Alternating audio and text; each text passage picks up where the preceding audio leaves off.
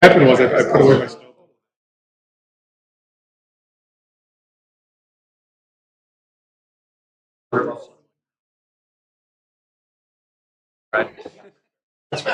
I need to get my summer jacket. Other than, You have a summer jacket? Yeah. I thought it was just one jacket. No, this is versatile. Yeah, no, it's not those are the two things we have. Oh, good.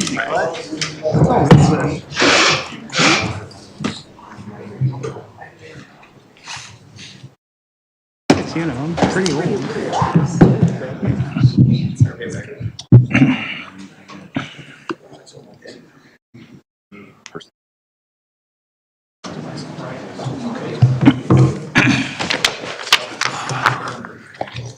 You heard that.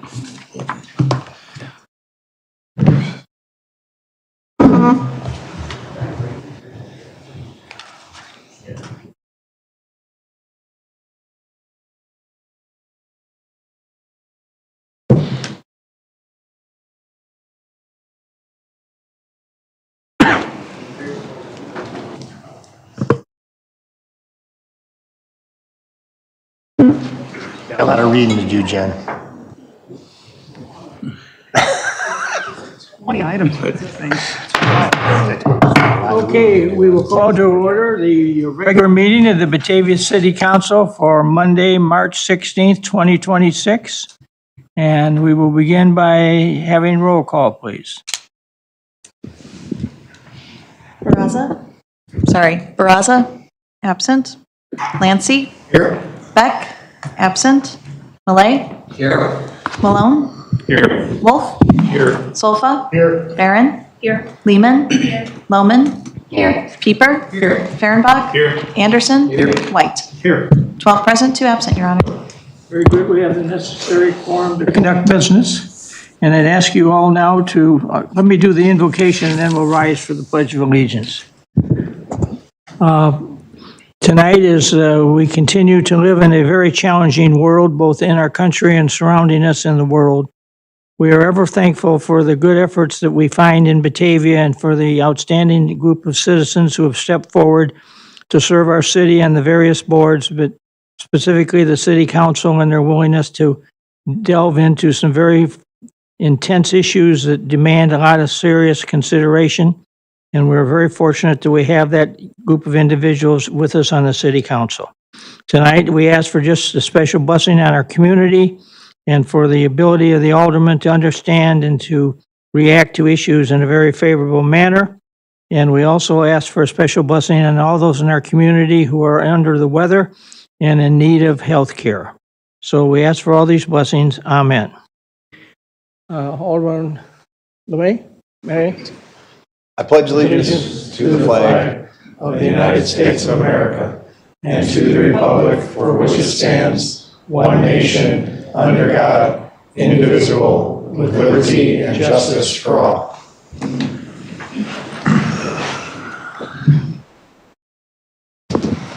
All right, we've already had the roll call. So we remind anybody that's going to speak to the city council that the meeting is being recorded, and if you're coming from the audience, we ask that you come up and use the podium and speak into the microphone. Without it, it's going to be very hard for anybody to hear you saying whatever it is you're presenting. Moving to item number 6, items to be removed, added, or changed from tonight's agenda. Do we have anything? Nope. Okay, very good. Okay, moving then to the consent agenda. You want to do matters from the public first? Number 5. Okay, excuse me. Matters, do we have anybody in the public that wants to speak to us tonight? Guess not. Oh, Yvonne?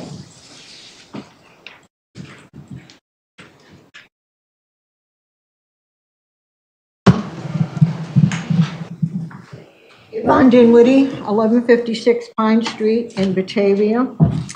I have some questions, but I also have some concerns about what have been going on. Number one, I wanted to know, as you all know, I've talked to you about TIFs before, but how many of you have read the 10-year report for TIF 4? And if you haven't read it, why haven't you read it? Because this is our tax dollars. These monies are going to developers. And you should know what's going on with there. I'm in the process of doing an audit of all the TIFs. Yvonne, could you pull the microphone down a little bit closer to you so we can hear it? Thank you. I'm in the process of doing an audit of all the TIFs in Kane County. It's going to take me a long time, but I expect to find a whole lot more than I've already found on TIFs. And I am absolutely 100,050% opposed to TIFs, have been for over 40 years and will continue to be opposed to TIFs because it is a scam on the taxpayers. There is no reason on God's green earth why we should have to ensure the developers make a profit on property that they bought in speculation. If it's not ready to be developed, it doesn't deserve a TIF. Now, that was all of that, but this other part here is very concerning. It's regarding data centers, and as I understand it, Batavia was considering putting a data center in at one point. So I wonder how much you all know about data centers. Did you know that the data centers require 1.2 to 1.8 gigawatts of power to run the data centers? 1.2 to 1.8 gigawatts. 1 megawatt, which is 1/1000th of a gigawatt, is enough to power approximately 225 homes, single-family homes, two large store boxes, or 2 large box stores. The data centers also require 100,000 gallons of water a day. Now, I don't know whether you all are aware of the fact that we've had water restrictions here in Batavia for at least 30 or 40 years. And that the aquifers, the shallow aquifers are in the process of running dry. So we don't have the water to fix these data centers. And then on the 19th of February, in the Daily Herald, I'm going to read just a part of this ordinance for you. It's regarding Butterfield Road, which is down near where the Cyrus One data center is and the new Hollywood Casino. It's ordinance 2512. I believe that's 0102. I'm sorry, this print is so tiny. It's an ordinance prohibiting the use of groundwater as a potable water supply by the installation or use of potable water supply wells or by any other method within a defined area of the Village of North Aurora at 730 Butterfield Road, North Aurora, Illinois, 60542, and surrounding properties. An ordinance prohibiting the use of groundwater as a potable water supply by the installation of use of potable water supply wells or by any other method within a defined area of the Village of North Aurora at 730 Butterfield Road, North Aurora. That's just down the street from my house. Whereas certain properties in the Village of North Aurora, including 730 Butterfield Road, has been used over a period of time for commercial industrial purposes, and whereas because of said use concentration of certain chemical constituents in the groundwater beneath the properties depicted in Exhibit A may exceed the groundwater quality standards for potable resources groundwater as set forth in 35 Illinois Administrative Code 620, or Tier 1 residential remediation objectives as set forth in 35 Illinois Administrative Code 74, and so on. I don't believe I need to read the rest of it, but this is very concerning because this is right down the street from my house. I've dealt in water reclamation for many years. You don't control where the water goes and how it goes. We're out the door of Fermi Lab, and there's already been reports over the last 25 or 30 years about frogs in the water at some of the facilities there having 5 legs or, 3 eyes or what have you.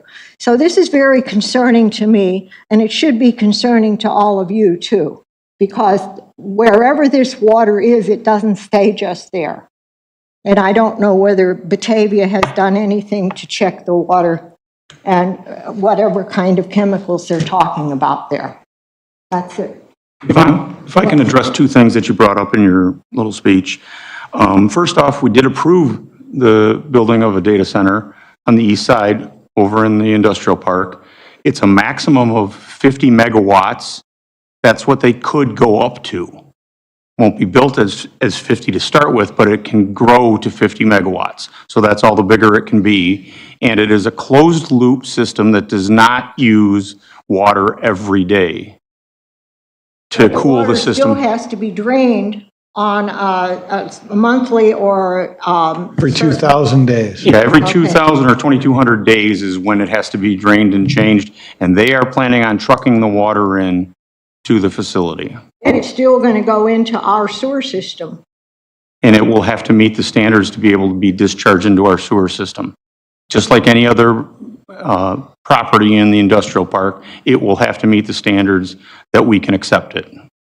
To let you know where my data came from, there are regulations being considered all over the area for I data totally agree with centers. you. So just- An just evaporative so we emission get system that just pumps water in and evaporates it every day uses a ton of water.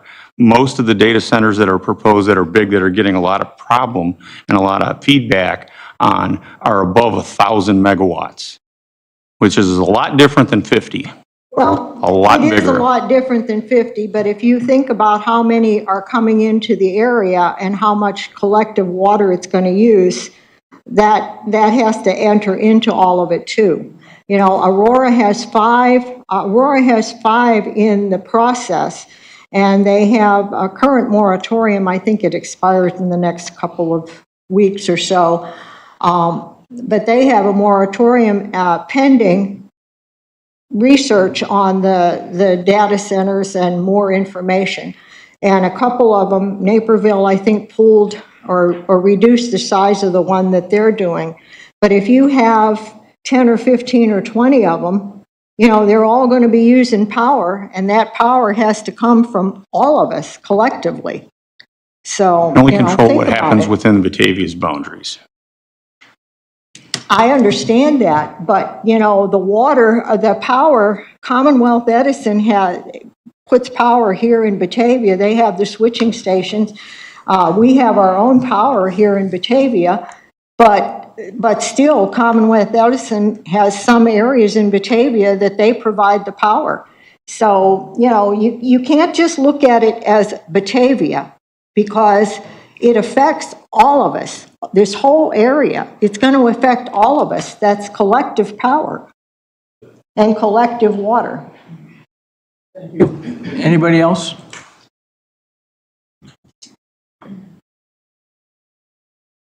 Also, Ralph Pasquinelli, I just wanted to bring attention, in case it's not brought up, is Abby Beck's mom passed away yesterday. She was a friend of ours. She was born within a day of my son, and it's very sad, and she's not here, I'm sure, for that reason. But it would be nice for us to all remember Polly. Anybody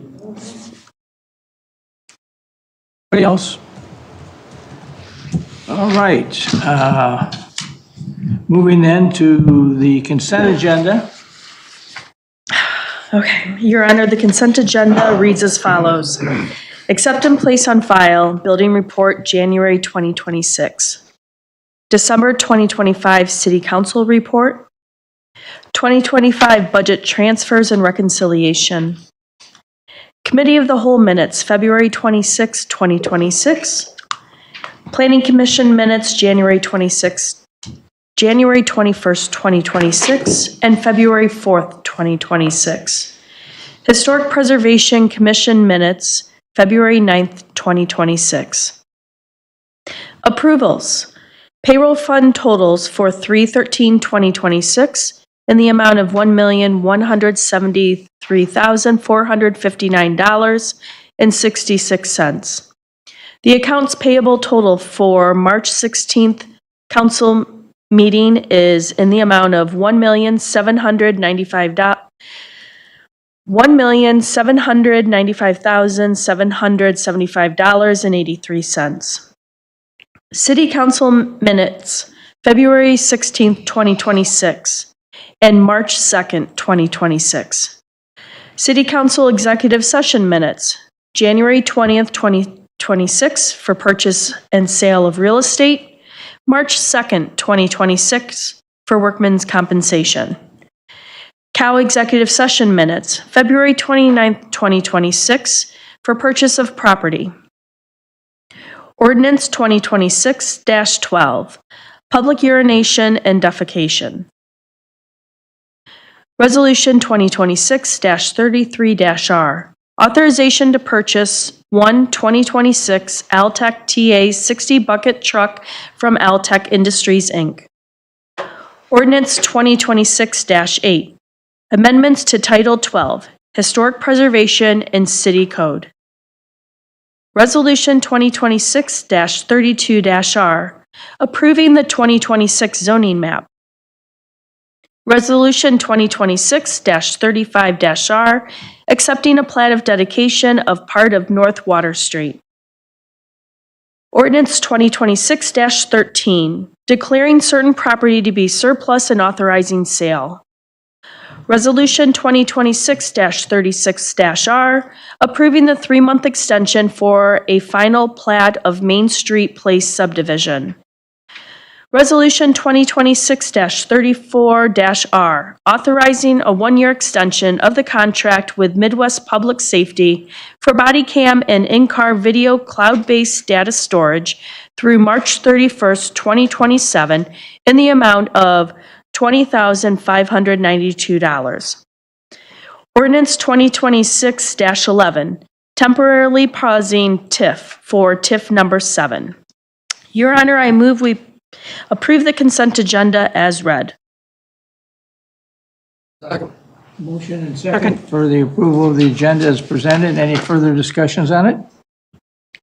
Clerk, call the roll, please. Barron?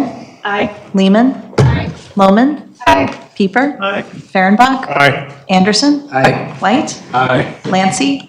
Aye. Malay? Aye. Malone? Aye. Wolf? Aye. Solfa? Aye. 12 yes, no, 2 absent. Consent agenda is approved. Okay, moving down to 8 is the Main Street presentation. Do we have somebody here from Batavia? There she is.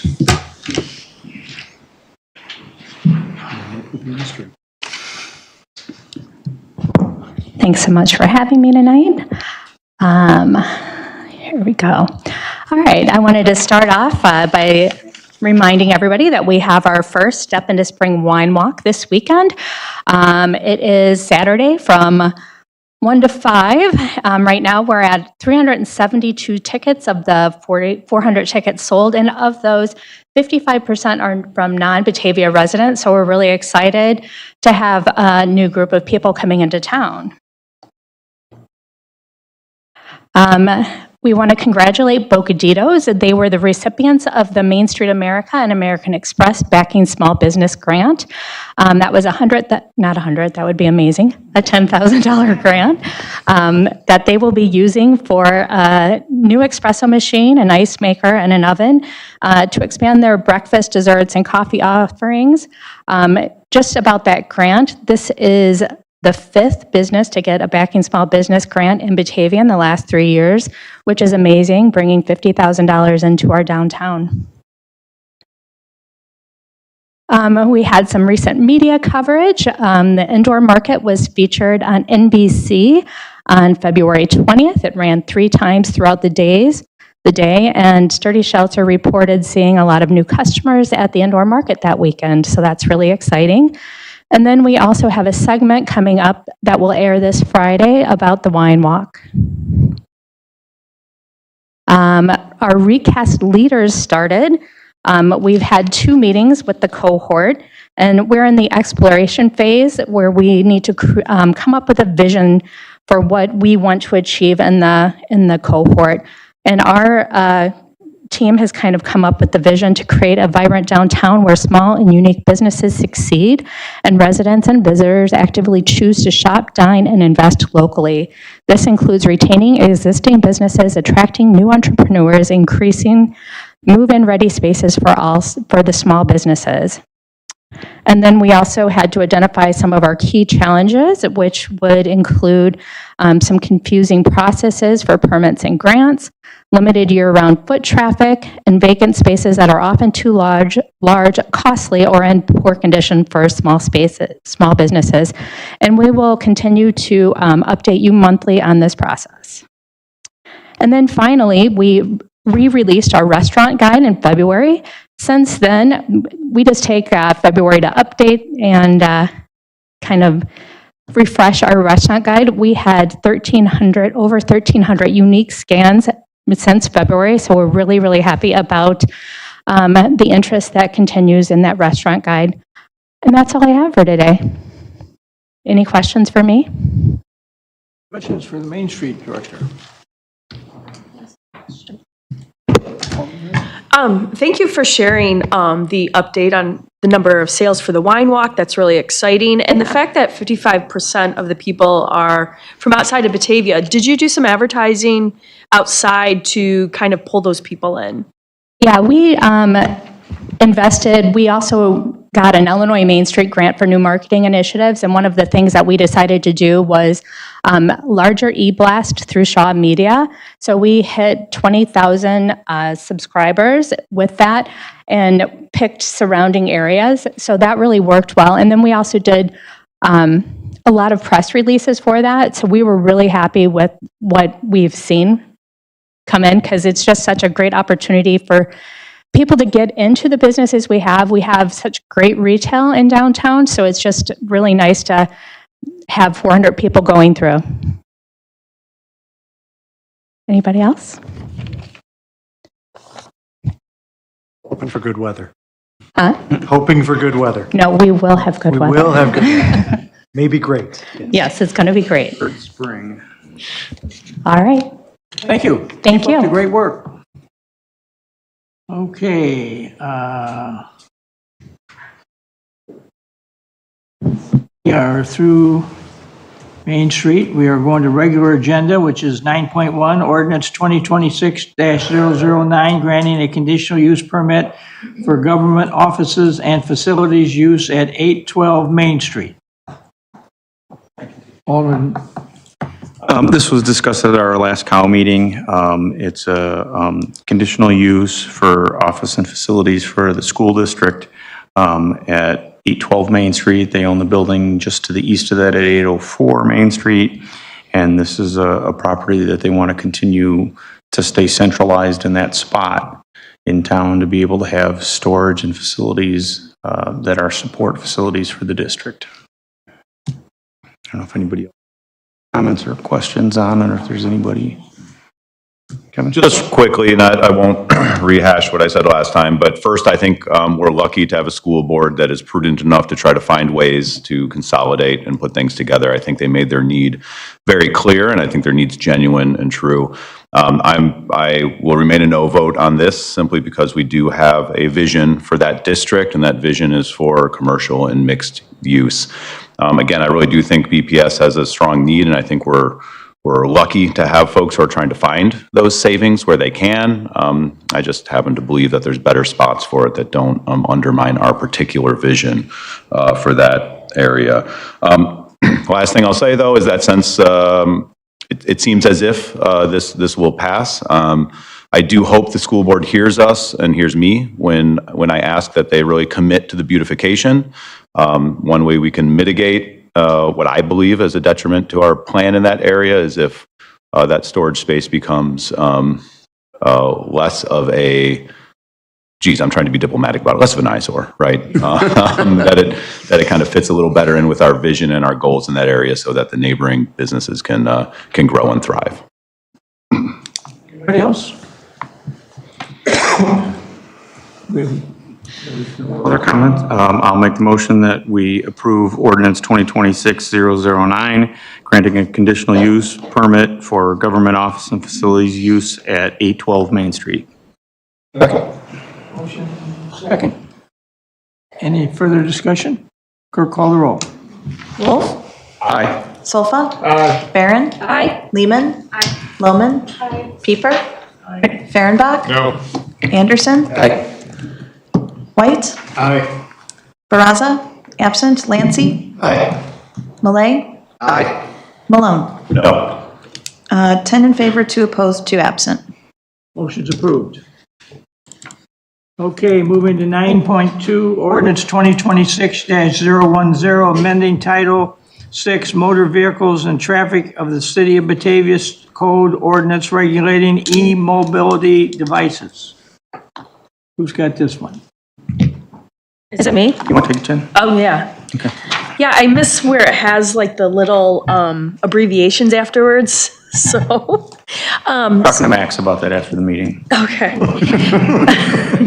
So this is an ordinance that our police chief worked with our active transportation team along with a business owner, updating our ordinance for e-mobility. Just to put a little bit of more law around and understanding of what is acceptable and not acceptable. It also goes along with what the state, right? With what the state has implemented. It does have a potential for violation with fees associated with it at the discretion of the police department. I guess I butchered that enough. No, I think that's correct. We're trying to fill some of the gaps that exist currently in state statute for some of those unregulated or undefined devices, while mirroring state statute as closely as possible for the devices that are regulated under that statute. So I think you summed it up perfectly. So I move that we, anybody have any comments? I'm sorry. Go ahead, Kevin. Yeah, I just because we maybe have some more folks in the audience and maybe didn't watch last week, I really like this this ordinance. I think it threads the needle well of kind of allowing and permitting e-bikes, e-scooters, and other sort of e-devices while also working in some accountability, right? Making sure that folks are operating them safely, appropriately. They're a great benefit to our town, and I think it helps people get around and shop in our shops and get to school and do the things. We also want to make sure people are safe and using them appropriately. So I really like that we've kind of threaded that needle, I think, in an appropriate way. I really like this a lot. Alderman Lancy?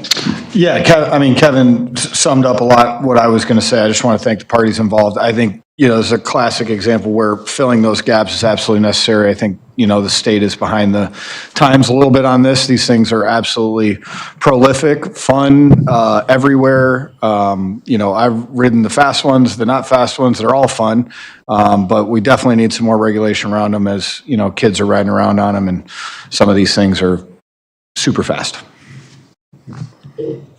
Alderman White. Just one more thing on top, and that's education, education, education. If this goes forward tonight, I think it's critical that we as a city council are out at the farmer's market talking about the difference between a 1, a 2, and a 3, and an e-mobility device versus an e-moto, and the active transportation, and also the service officer in the schools as well. Education, education, education is critical on this, because there's a lot of gray. Anybody else? I move that we accept ordinance 2026-10. Go ahead. Yeah. Could you please come up to the mic, please? I'm glad you brought that up. I brought my 45-year gold pin as a federal employee involved in transportation safety. And engineering is education is the number one thing we always look for. Engineering number 2 and enforcement number 3, as in levels of effectiveness to get the public involved. I have a question, then I have a comment. I driving in here, I saw the bike paths. Will e-bikes be able to ride on the bike paths? Oh, good. Because I get past, I'm doing 18 and I got bikes going by me like I'm sitting still. Okay. Second count, I find the ordinance is a lot of reiteration of the state law, plus some of our ordinances, but I find it very long and cumbersome, and I don't know who's going to understand it. So I'm back to education. I would like you saw Yvonne come up here with a cane, and it's the only way she can get around and get out in nature anymore is on her e-bike. I don't know what you can do, but I'd like the committee to think about how we could get some cliff notes or shorter ideas of what's really important for an e-bike owner to know, rather than read that whole ordinance, which I read, which has graphs and charts and all kinds of stuff in it. So that's my only suggestion is education, education, education, and simplify. Thank you. Chief, did you want to? Yeah, I just wanted to address that. I completely agree with you. Expecting someone to read the entire ordinance and understand everything in there is challenging.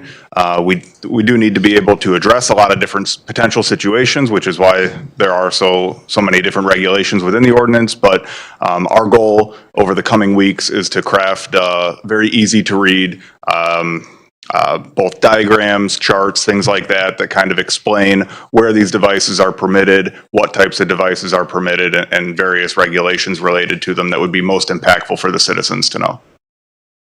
And Chief, would you be able to explain to us some of the public outreach and public cooperation you've had in working on this ordinance? And so we worked very closely with the Batavia Active Transportation Commission. We've also relied heavily on guidance by Ride Illinois, who's one of the primary advocacy groups for all sorts of mobility and transportation issues. And in the state of Illinois, I know that they are actively working with the state legislature on improving or updating some of their regulations as well. So we've had those different conversations. Moving forward in terms of education, we plan to partner again with Batavia Active Transportation Commission to provide education. And we're going to also share information through our social media channels on our city website and utilize our connections and network at the school district to try to share information there as well. yeah, and I think this is a great opportunity to highlight how lucky we are to have our chief of police here and our police officers. I think this is an example of great community outreach, community collaboration in trying to craft an ordinance that both meets the needs of the city and safety, as well as the dealerships. I know you've also worked with Bogie Bikes, our e-bike dealer here in town, as well as the Active Transportation Commission. So I also want to thank you for all the hard work you've done to make sure that this was well crafted, and it looks like you have a great plan moving forward to address the concerns we just heard. Anybody else? All right. If not, I move that we accept ordinance 2026-10, amending title number 6, Motor Vehicles and Traffic of the City of Batavia Code of Ordinances Regulating E-Mobility Devices. Second. Motion and second for the approval of ordinance 2026-010. Any further discussion? Ask the clerk to call the roll, please. Barron? Aye. Lehman? Aye. Lohman? Aye. Pieper? Aye. Fehrenbach? Aye. Anderson? Aye. White? Aye. Lancy? Aye. Malay? Aye. Malone? Aye. Wolf? Aye. Solfa? Aye. 12 yes, no, 2 absent. Ordinance is approved.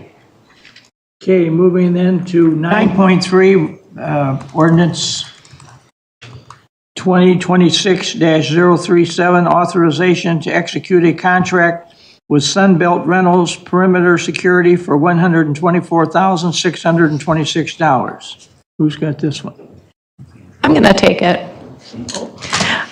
We kind of bypassed Cow, so I just want to give a quick, brief synopsis of this. I believe it was last fall, some of the police met with this contractor, vendor, to kind of show us some of the safety measures that you can put in place. I don't know if you guys been to other communities where they put out the barriers to block people from potentially driving through an event. So we want to be prepared and protect all those people that are coming to our events, and looked into this. We put out an RFP. This was the lowest bidder, and they're able to provide us these mobile safety barriers that will come on a trailer. We'll be working with ESDA and to get them set up and taken down and deployed for different events, mainly the farmers market, but we will be able to utilize them out in front for anything that happens in the green space in front of Peg Bond or even the fireworks.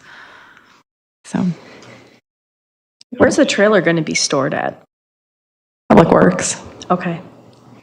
And will this replace the current barriers that are being set up for those events then? Yes. Okay. I would say not necessarily. It depends on the size of the event and whether or not the existing Jersey barricades that we have could still be useful. They still certainly provide a safety benefit. Depending on the size and footprint of the event, they may be necessary. We're going to take a look and see. For events that are of a shorter duration, such as the farmers market, it's not practical on a weekly basis to roll out Jersey barricades, set them up, then take them back down. There's a heavy manpower involvement with that in terms of utilizing a forklift. They're very heavy. They're not very mobile. Whereas these sorts of barricades are a lot more mobile, rapidly deployable, something that is a lot easier to set up in the field and cover a larger area. It a significantly lighter footprint. So.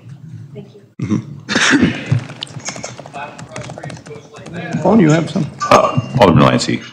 I was just curious, any particular reason we landed on this manufacturer, or was did Sunbelt show us a whole bunch of different ones? Was it purely money, or? I'm just curious. We had Meridian Barricade come out and demonstrate, but they were more than twice. Oh, wow. The cost. That's one of them I saw, yeah, okay. Yeah, that's one I've seen as well. But this does the same thing, and it gets us in the right direction. And so then are we believing during the farmer's market, this would be sort of fully deployed as the farmer's market's opening up, we deploy it somewhere, then the farmer's market's done, we put it back away? Is that kind of the concept here? Okay, and all right. Are people able to get through this road? I'm looking at a picture of it right now, and it doesn't look very people-friendly either. How are we envisioning humans interacting with this as sort of those large groups are going through the farmer's market? It would divert them more towards the sidewalks where it'd be within the roadway section. There's also pedestrian pass-through points that can be configured in the setup. So they would be linked, the fence pieces would be linked together with some sort of a chain with a ADA ramp over that so that it's not a tripping hazard. Okay, thank you. Questions?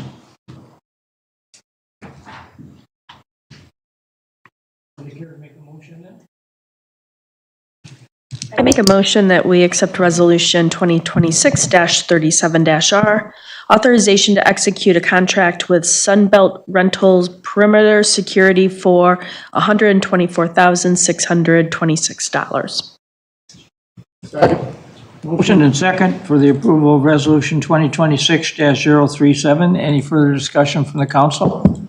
I apologize. I had one more question. What was the age expectancy on something like this? Is this something we're going to have to replace every 2 years, or do we expect to get something like 8 to 10 out of this? I don't have that information in front of me.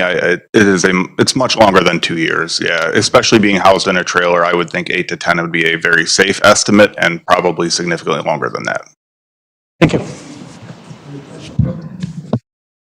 Call the roll. Barron? Aye. Lehman? Aye. Lohman? Aye. Pieper? Aye. Fehrenbach? Aye. Anderson? Aye. White? Aye. Lancy? Aye. Malay? Aye. Malone? Aye. Wolf? Aye. Solfa? 12 yes, no, 2 absent. Motion's approved. Okay, moving to 10, city council updates, the administrator's report. Laura unfortunately cannot be here tonight. She's under the weather, so I'm going to go ahead and take this tonight. This morning, a group of us from police, fire, public works, HR, and administration facilitated a small tabletop exercise. This is a part of our ongoing emergency preparedness work to make sure that we're ready for whatever comes our way. I can also say that the River Street Plaza, we had a pre-con meeting last week, and we're expecting to have construction tentatively start on April 13th, and we're hoping to have it completed by June 15th. So hopefully that all goes to schedule, and we're going to have weekly check-in meetings to keep you apprised of that. I also want to mention that on March 19th, there is an ESDA Emergency Preparedness Community event at 6:30 at Station 2. If you were thinking during some of the severe storms, what do I need to know? What should my family know and whatnot? This is a really great opportunity to learn from our experts in Batavia about how to be prepared, how to build things like a little go bag, what sort of things you should do if there's a tornado, a warning, a watch, and all those sorts of other things. So that's at 6:30 on March 19th over at Station 2, and that'll be put on by Batavia ESDA. I also want to shout out the police department and Lori Botterman for working on the Blue Envelope project. That's a really cool initiative that our police department is taking on to make sure that persons on the autism spectrum and other things like that have the ability to kind of hand the police department a blue envelope that may share some of their considerations and whatnot. And I'll let Chief go into that in a little bit if he wants to talk about that more. Phase 1 permit for QT9 project on South Water Street has been issued and construction is underway there. The Historic Preservation Commission approved an approval matrix which identifies some things that may be able to be a little more administratively processed at the staff level to help make sure things are being moving quickly, and then those will be shared on an HPC agenda when they are done at the staff level. We're welcoming Eric Sunval to the Manager of Electric Operations position, and today was his first day. I hope it went well for him. For City Council, save the date for the Employee Recognition Breakfast on April 9th at Lincoln Inn, where we'll recognize employee milestones and our wonderful staff. Electric Division, Steve Allen and Eric Sunval also held a training at Public Works on March 11th for the ESDA staff were onboarding, so they're aware of electric safety. So should there be a situation where they're called out, they have knowledge about how to be safe around electric lines and whatnot. I also want to let people know that the utility drop box that's currently right out there at some point is going to be moving to that roundabout in the Government Center lot. We're going to put up some signage and make sure people are aware of that. That's just to kind of address some circulation issues and other things within our property. Officers Liz Webb and Austin Robinson participated in the polar plunge. It is still very cold in the river, so we thank them for doing that for Special Olympics. They've been great at that, and our police department has long time had a really good involvement with Special Olympics, their torch run and whatnot.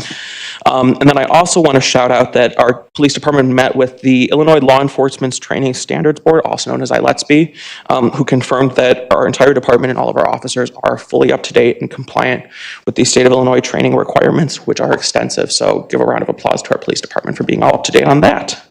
Do you want to talk a little bit about the Blue Envelope project and share kind of what we've launched so far? And I think it's a really cool thing that our police department and communications team worked on. So.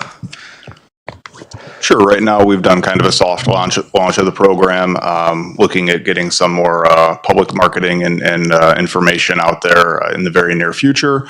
But this is a great initiative. It was started by the Autism Hero Project, kind of encouraging law enforcement to work with individuals with cognitive difficulties or somebody on the autism spectrum. The way that this is done is through, we provide the driver with a special logoed blue envelope where they would store their necessary documents, insurance, registration, driver's license, those sorts of things. And it's a really quickly, readily observable sign for law enforcement upon approaching or interaction with an individual. Hey, there may be some communication challenges here, and to really approach the situation with patience and empathy and work through it that way. So it's a great initiative. It kind of reduces stress both for law enforcement and for the vehicle occupant, and something that we're really excited to start pushing out very quickly. Is that something that could be used by other people with disabilities? Yes. Okay. We'll be publishing more information about that soon. I just know we've kind of gotten that underway a little bit, and it's a really good initiative that our police department and communications team have been working on together. Question for the, Any idea when the bathroom for the plaza will be delivered? We have a meeting with them later this week. I know it's further along than we anticipated, so we're still working out kind of when everything quite literally fits in. What I will say about the bathroom is we are expecting it to come on a flatbed and require a very large crane. So we may be filming that and making it so that you can see the giant bathroom drop down like a little claw toy or something like that. But we had a really good pre-con last week, and so trying to fit everything in and where it goes is going to be a bit of a challenge, but we're up for it. White? East Bridge railings, the new ramp, the railings, do we have a schedule on that or any update on the schedule? Our Public Works Director.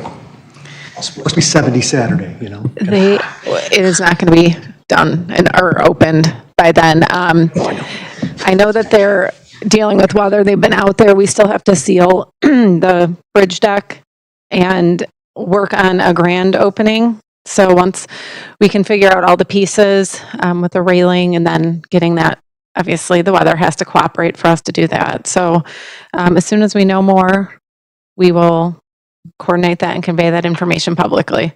But you know, construction, everything changes when we're waiting for Mother Nature.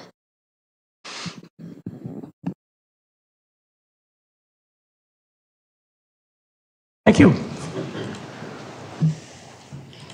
All right, do we have any other business from the council? I have two things I'd like to just comment upon under the mayor's report. First of all, I think you've all gotten a memo that was sent out to you about trying to outline, and this is very difficult, this new bill that the governor of Illinois has proposed, in which basically he's going to take away the zoning abilities of each city in the state of Illinois, and the idea that he will allow for smaller lots and houses that can be built on adjoining pieces of property that somebody may own, and you'll be able to re-subdivide your lot and put a one-bedroom house on it. I've now been, in the last week and a half, I've been to 4 meetings of regional mayors groups, and everybody's howling and screaming about this. So I'm somewhat optimistic. This thing isn't going anyplace real quick, because every city out there is really taken back by the idea that the state of Illinois would come in and assume their zoning responsibilities. It's amazing to me how much interest this thing seems to land in Batavia. I had 3 realtors from out of town show up here the other day and wanted to ask me a couple questions because they were, quote unquote, scouting Batavia for potentially developable side lots, that they could go to the person that owns the house and say, hey, would you like to sell off your side yard or your backyard? And under this new law, you may be able to get the state to rezone that for you and put up a small home. You know, I think we do a pretty good job, the council and the plan commission, and kind of keeping track of what's going on, what's being built, where it's going to be built, how big it's going to be, following our zoning ordinances that are in place.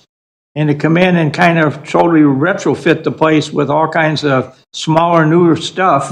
I can understand the governor's idea that he's trying to get more people involved in things, but I don't think this is going to work.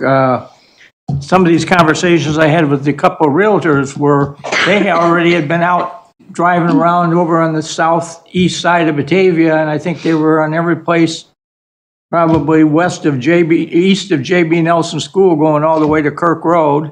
And they were scouting out lots that they could see that may be able to be retrofitted with instead of a 10,000 square foot lot, maybe a 2,000 square foot backyard where you could run a driveway to. I told him, I said, well, if this gets passed, I said, I can tell you you'll probably get some fights from the city council and the plan commission about some of these ideas, because people have, in Batavia have long enjoyed their investment of their money and their values in a nice home lot. And to have somebody come in and now say, well, we're going to redivide these and put in more housing, I don't think that's going to work here. So I'll be anxious to see how it be. Given that but the political ambitions of the governor, I'm surprised that he would make this conversation right now, given how much problem negativity he's going to get from this, from probably almost every city in the state. So we'll see, but it's certainly got a lot of people stirred up, and I just want to let everybody know that. The other thing is, as most of you know, I serve as chairman of the Tri-City Ambulance Board, and as most of you know, many years ago, when we were served by notice that the then Delnor and the then Community Hospital in Geneva, first they said they didn't want the ambulances based there anymore, and then subsequently, within a couple of years, they both kind of remade themselves and went out of business. And now we have a very nice hospital right up on Randall Road in Geneva, serves all three of us, and they do a great job. And that was a step of progress. But the Tri-City Ambulance ended up coming to the cities. And so the fire chiefs agreed at that time that we would put these ambulances in the fire departments. There was initially one in each one of the three towns, with the fourth one up in St. Charles as kind of a backup. And they are manned by a private contractor that is hired, and we've had the same one here since it was started, Paramedic Services of Illinois. We currently have 32 employees working for Tri-City Ambulance, and we've given the call volume that we have, we've had to increase the number of ambulances. So now we basically have 6, 2 in each town.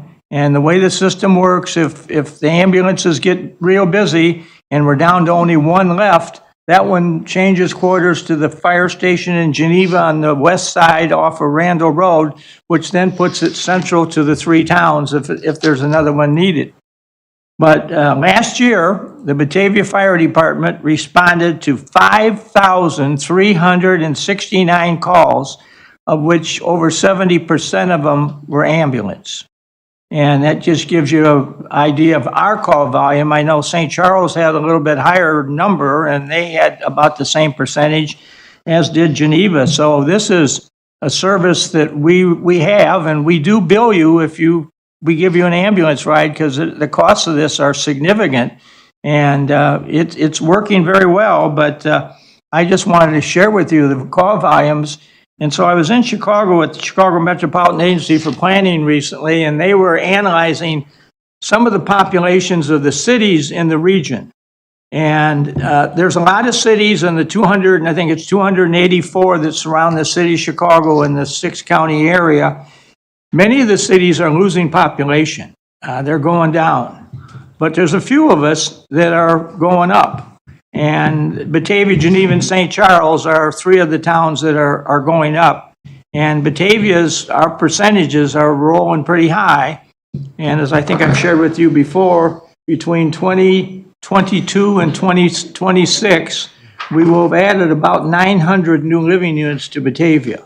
And the one thing that is impacting us, and we're finding this out in the other towns too, is we've taken in now in Batavia 6 senior living communities, and they're great to have. And River Rain up here, I can't say enough for the nice things that I've seen happen there.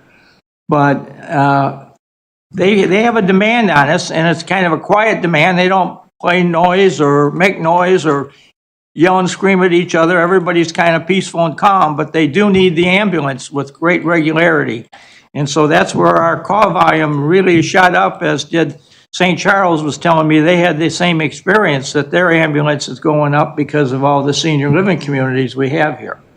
So I just wanted to put that all in your ideas in your head as to what's going on here, because Alderman Wolf represents myself on the Tri-City Ambulance Board, and we have 2 aldermen, or in my case, the mayor from each one of the towns.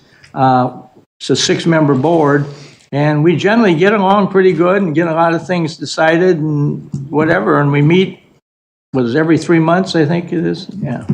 We meet 4 or 5 times a year, and the fire chiefs obviously are the ones that kind of run the show for us, and everybody does a great job, but it is an increasing volume of command in that business.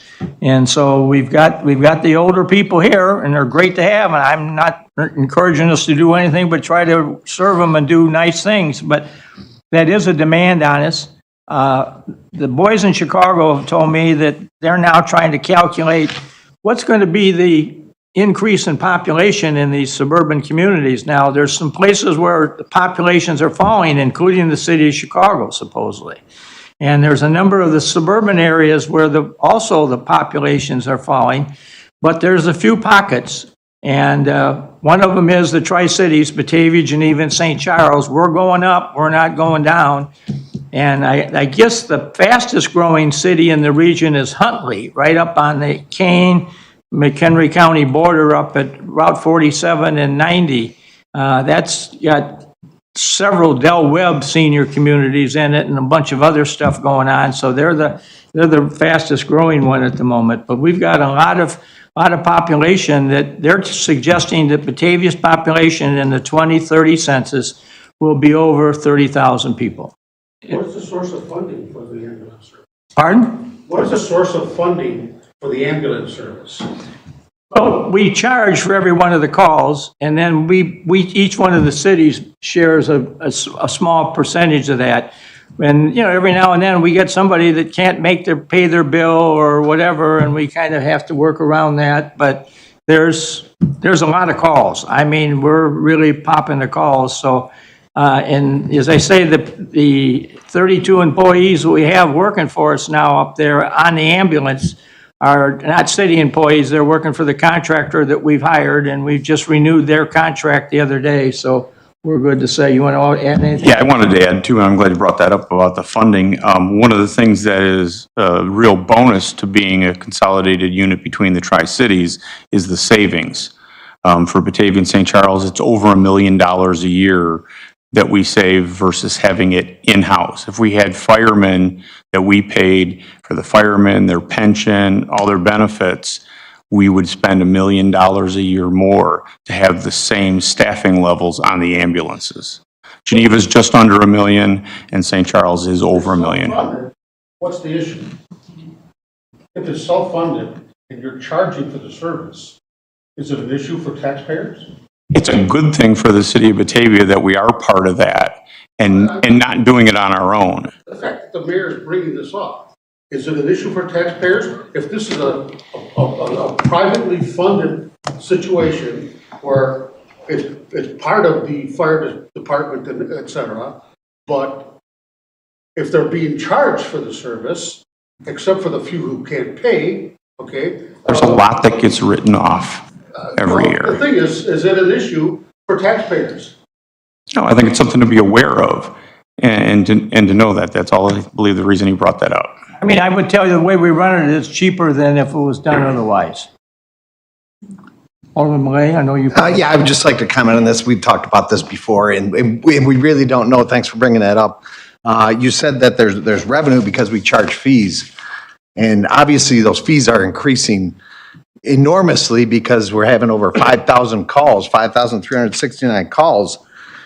And you just said that the money, we charge fees, but the cities get a small percentage of that. I understand what you're saying, Alan. How do we know that the profit's being made? Now, I think Tri-City Ambulance is a wise thing that we do. It's the outsourcing of the staff, the ambulance paramedics, outsourcing that. We don't know how much they're making because I've tried to get that and was told that's proprietary. I think we need to look at that, and I would like to have this added to a discussion if someone would join me so we could have further discussion on this. Tony, we can give you that right off of the budget from Tri-City Ambulance. It's a contract with PSI. It's listed in a dollar amount, and you can divide out how many employees there are. That's the contracted amount. It's real easy to figure out. I would like to see that. I've been asking for that information for years now, and I was told that it was proprietary. We can so you can tell me how much PSI is getting. We can tell you how much the contract is that Tri-City Ambulance pays PSI for the services they provide. All right, I'd like to see that. I've been asking for that, and I was told that is proprietary, and we wouldn't be able to get that. Because it didn't make sense to me when the paramedics that are hired by PSI were being paid more than our starting firefighters.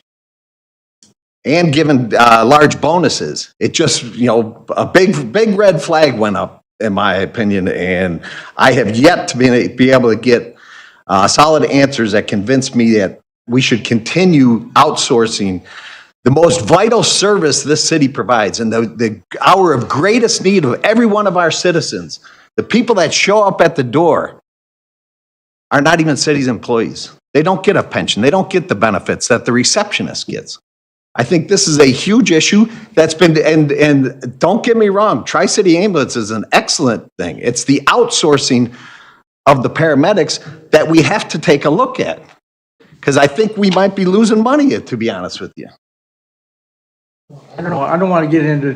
So I would, if someone will join me, I would like to add this to for further discussion. I'll join you for no other reason than when I got elected, my biggest question was, how does a single entity hold on to that contract for 38 or whatever years? That to me needs to be at least examined. I think the board. Just for transparency purposes. They've done a good job. That's fine, but I mean, I work in the public RFP space. Anyone who holds a contract for 38 years, I'm just saying from a pure transparency standpoint, we should look at it and make sure we're all good. For bid, I don't know, probably 4 or 5 times since I've been on, for a multi-year contract. So PSI's revenue is not just what they're getting from the fees from the city. Tri-City Ambulance bills the fees to the service recipient. Then they collect whatever they collect off of that, depending on how much gets written off, if it's Medicare, Medicaid paid, insurance paid. Can we see how much? I'll bring you a copy of the budget to the next time. When we bring this up at a cow meeting, I'll bring you a copy of the budget. Thank you. Yeah, I just think we're getting a little far afield here, and I think we have multiple other folks who would love to learn more about this and get all the information on the table so we can kind of make an informed decision and have our debate discussion at that point. It's important that the council understand, what the volume of business is for the ambulance service in Batavia these days. It's up there, way up there. And so far, it's being handled professionally. I don't get many people ever call and complain about the fire or the ambulance or the police department. Everybody is quite complimentary, so. Anyway, yeah, we'll continue to discuss it. The calls are increasing so much. A question, changing topic slightly. Are we still going to have a cow meeting discussion on the Illinois Build Act? We discussed that previously, and it wasn't on the last week's cow agenda, probably because it was pretty full. But is that still coming up at the next cow?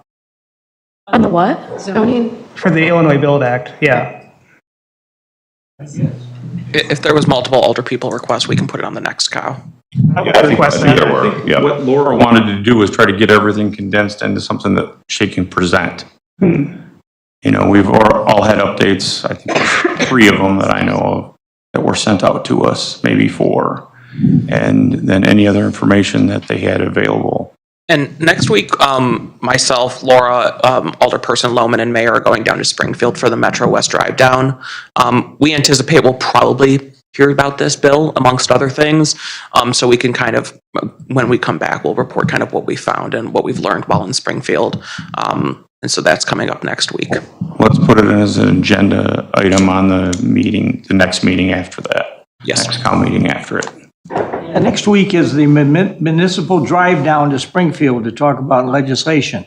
And the various groups, Mayor's Caucus and the Chicago Metropolitan Agency for Planning and everybody that has the mayors in it says everybody's going. They think it may be the biggest collection of mayors in Springfield, maybe in the history, to get down there and talk about this bill. So it's not being taken lightly by what's going on. So I can tell you more about it after I go through it. Yes. Yeah, you know what? Just one final note on the bill. So it's.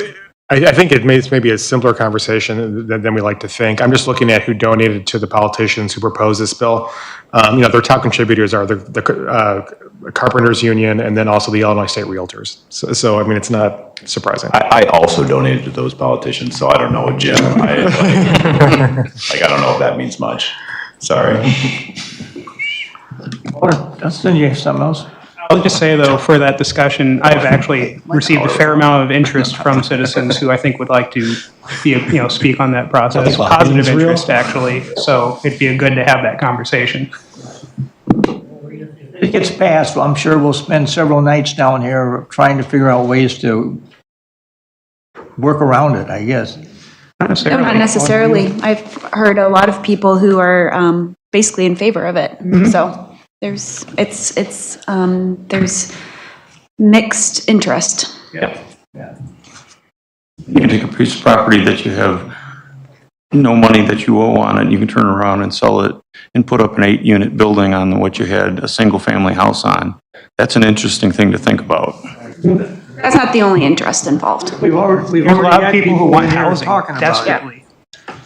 It's going to be a fun cow. Yeah. I know. Perhaps we can save this discussion for the dates on the agenda. All right, I've stirred the crowd enough here tonight. You need it on it. I'll move to item number 11, which is the adjournment, because we got To adjourn. All in favor? And now we're going to have a special committee of the whole meeting immediately following the city council meeting. And I will turn this over to change seats with Alderman Wolf, and he's the chairman of the. No. All right. Still got speakers at the school.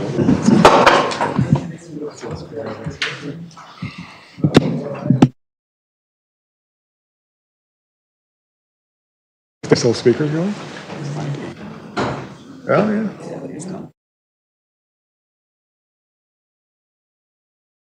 Minute recess and then we'll start. Who's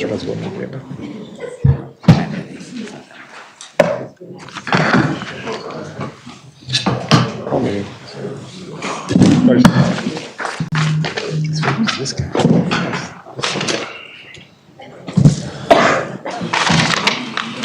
That's right, yeah. I think he's still here. He's here. Because I didn't have my role. I don't want to talk to her. I just collect money. This person said something, that other person said they didn't like that. I don't know. I feel like that used to be like a role. I actually know the guy who signed the arms for Chicago City Council. Really? Yeah. They had a surgeon in office. How do you get that role? I know a guy.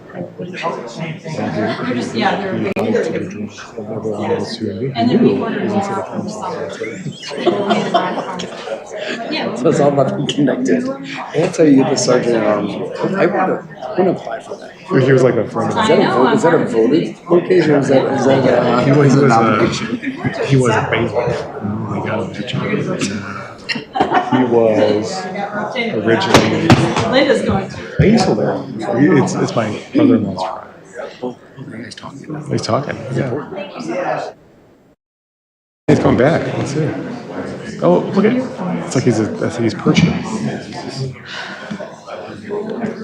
See now.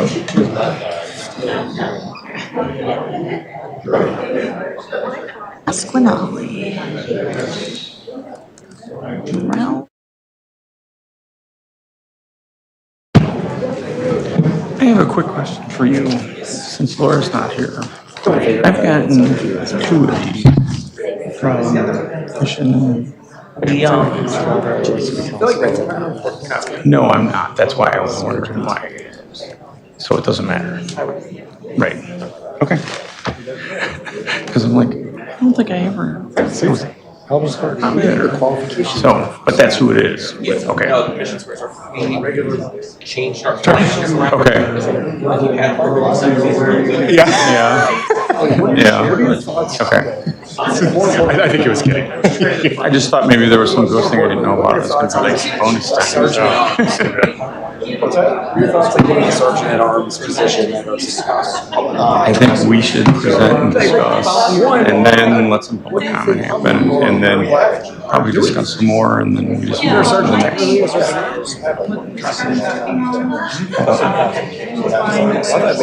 Okay. Right, because I think that's the idea, and all of this engagement. Just was We don't need an action. Or else we're going to get mired into this. We'll never get it done in the time we're supposed to. So I think my feeling is all the public meetings we've had, all the times that we've listened. How much larger? We have a much larger downtown surveillance.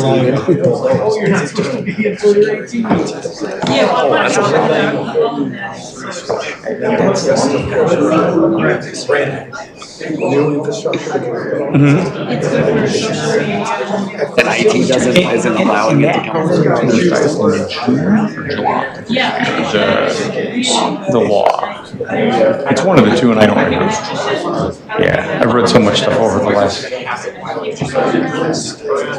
Well, that's the next. Well, no, the next one we have to do is 29.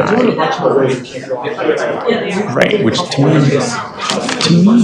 makes no sense, because if all of a sudden we need new technology, new technology, or whatever, we're going to have to do it in 3 years. Or you're going to have to do it. As long as your budget doesn't care, it's fine, yeah. City council's fine with it. They have a little bit of budget. I didn't say anything.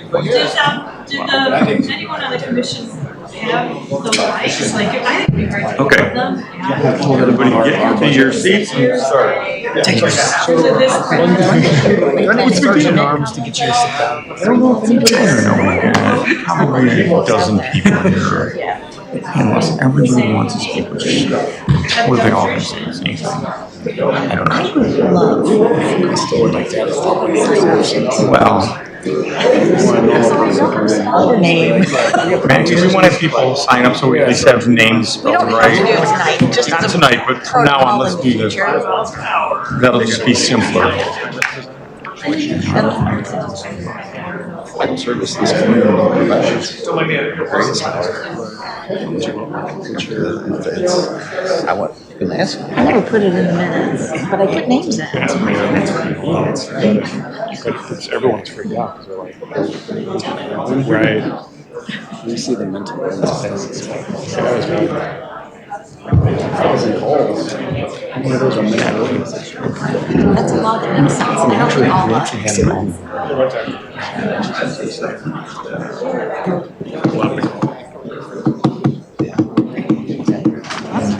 Oh God, it was ugly.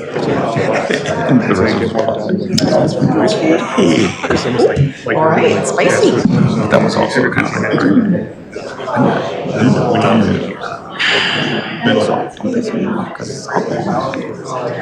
That's gotta be a very freeing That feeling. probably just went over there. So, yeah.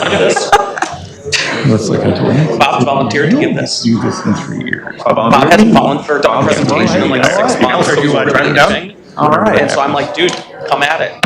Get a bus. All right. I heard it, Bob, you're up. Will you grab your seat? I'd like to call to order the special committee of the whole meeting for March 16th, 2026.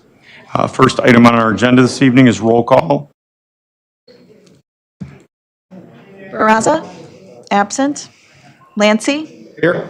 Beck, absent. Malay, Here. Malone, Here. Wolf, Here. Solfa, Barron, Lehman, Lohman, Pieper, Fehrenbach, Anderson, White. Here.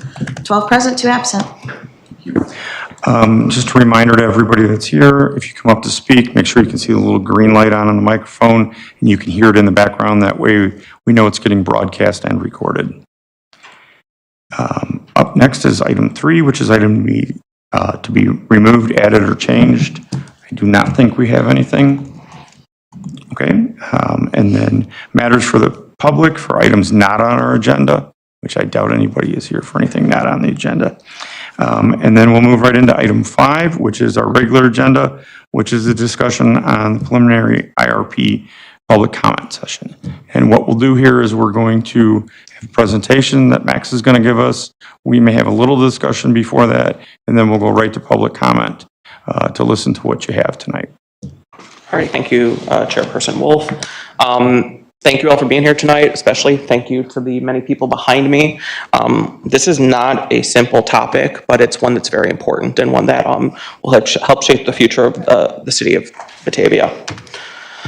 So the purpose of tonight's agenda and discussion is to give staff direction on where we go from here. and to give, guidance on how, based on what we've presented as part of the preliminary IRP, where we want to take our final IRP. And there was a lot of really good actionable comments, both from council, the public, people from all levels of knowledge and from experts in their field to people that just have some concerns about the plan. So I'll dive a little bit into all the public comment, what the gist of it is.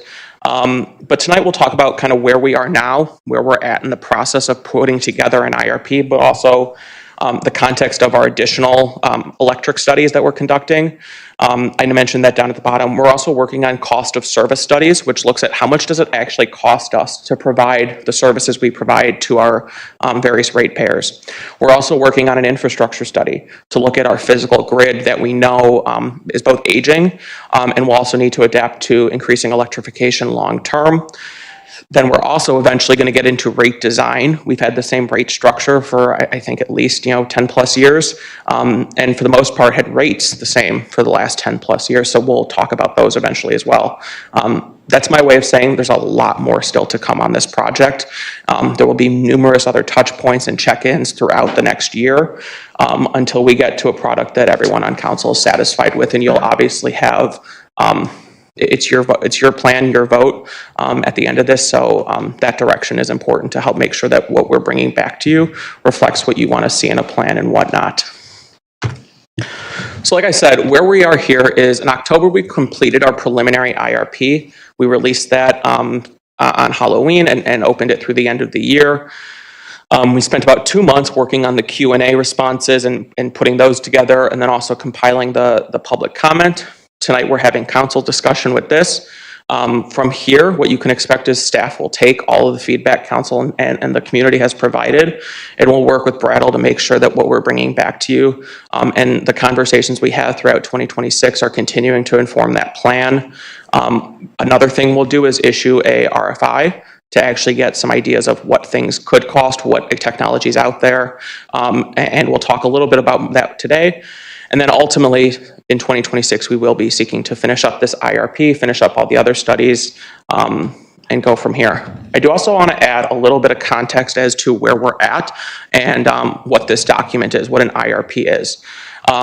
It is a planning document. It is an integrated resource plan. It does not commit the city of Batavia to build anything or to make any final decisions based off of an IRP. City Council retains the full authority, as they do with nearly everything, to amend and adjust at their wish. And this upcoming all-source RFI seeks to identify market pricing and available technologies. It is not an authorization for construction in any way, shape, or form.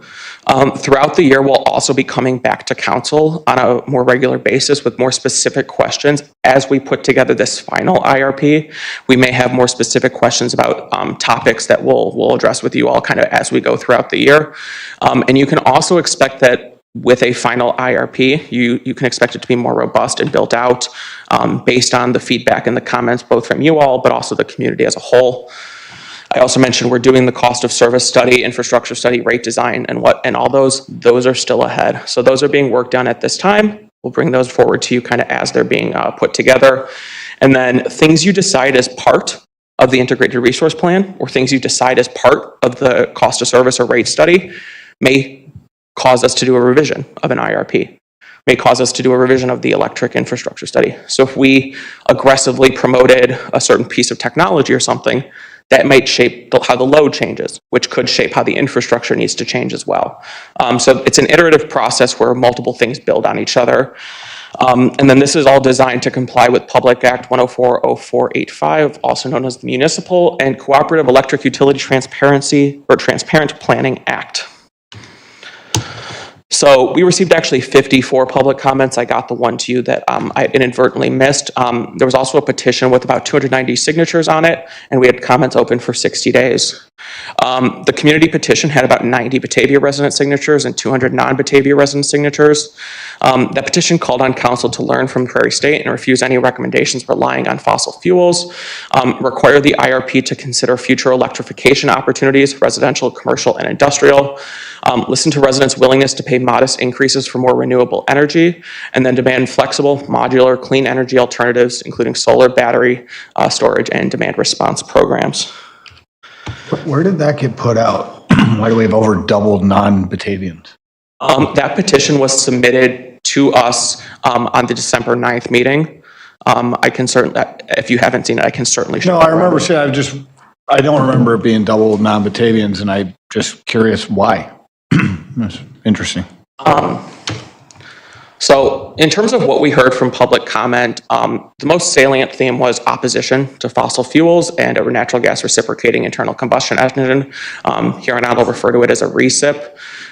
This was by far the strongest theme. Most people cited Prairie State lessons, climate and equitable job acts, compliance risks, also known as CEJA, stranded asset concerns, which basically means we own something that isn't super useful, considerations for climate goals, and the narrow cost margin as part of that, and ultimately encouraging us to reject a new natural gas facility.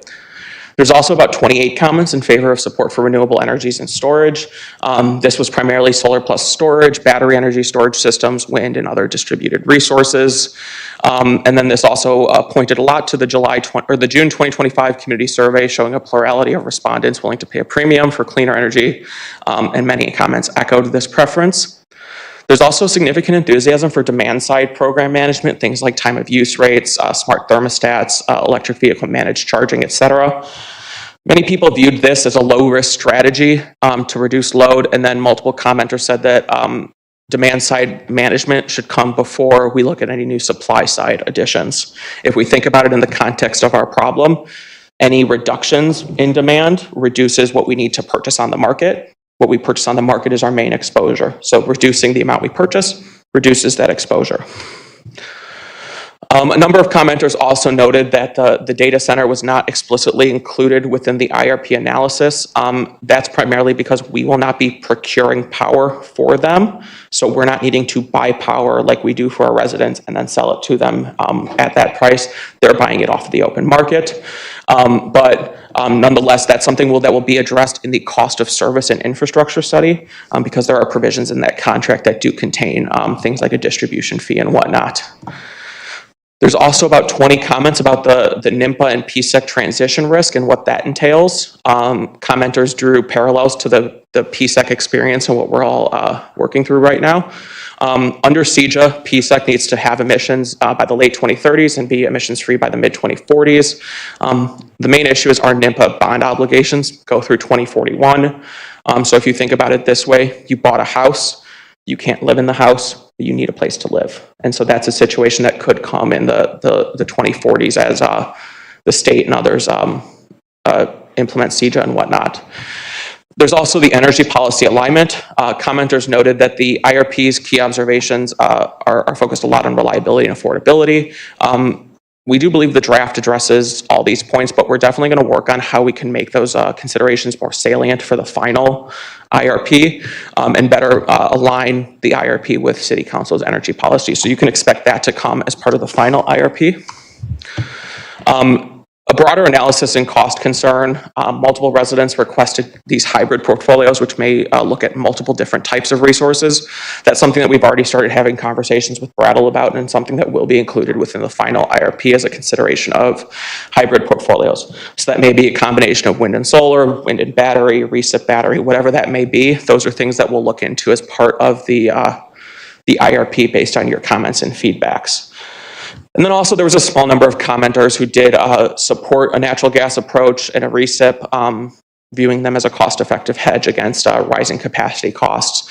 A lot of people did suggest a wait-and-see approach as well.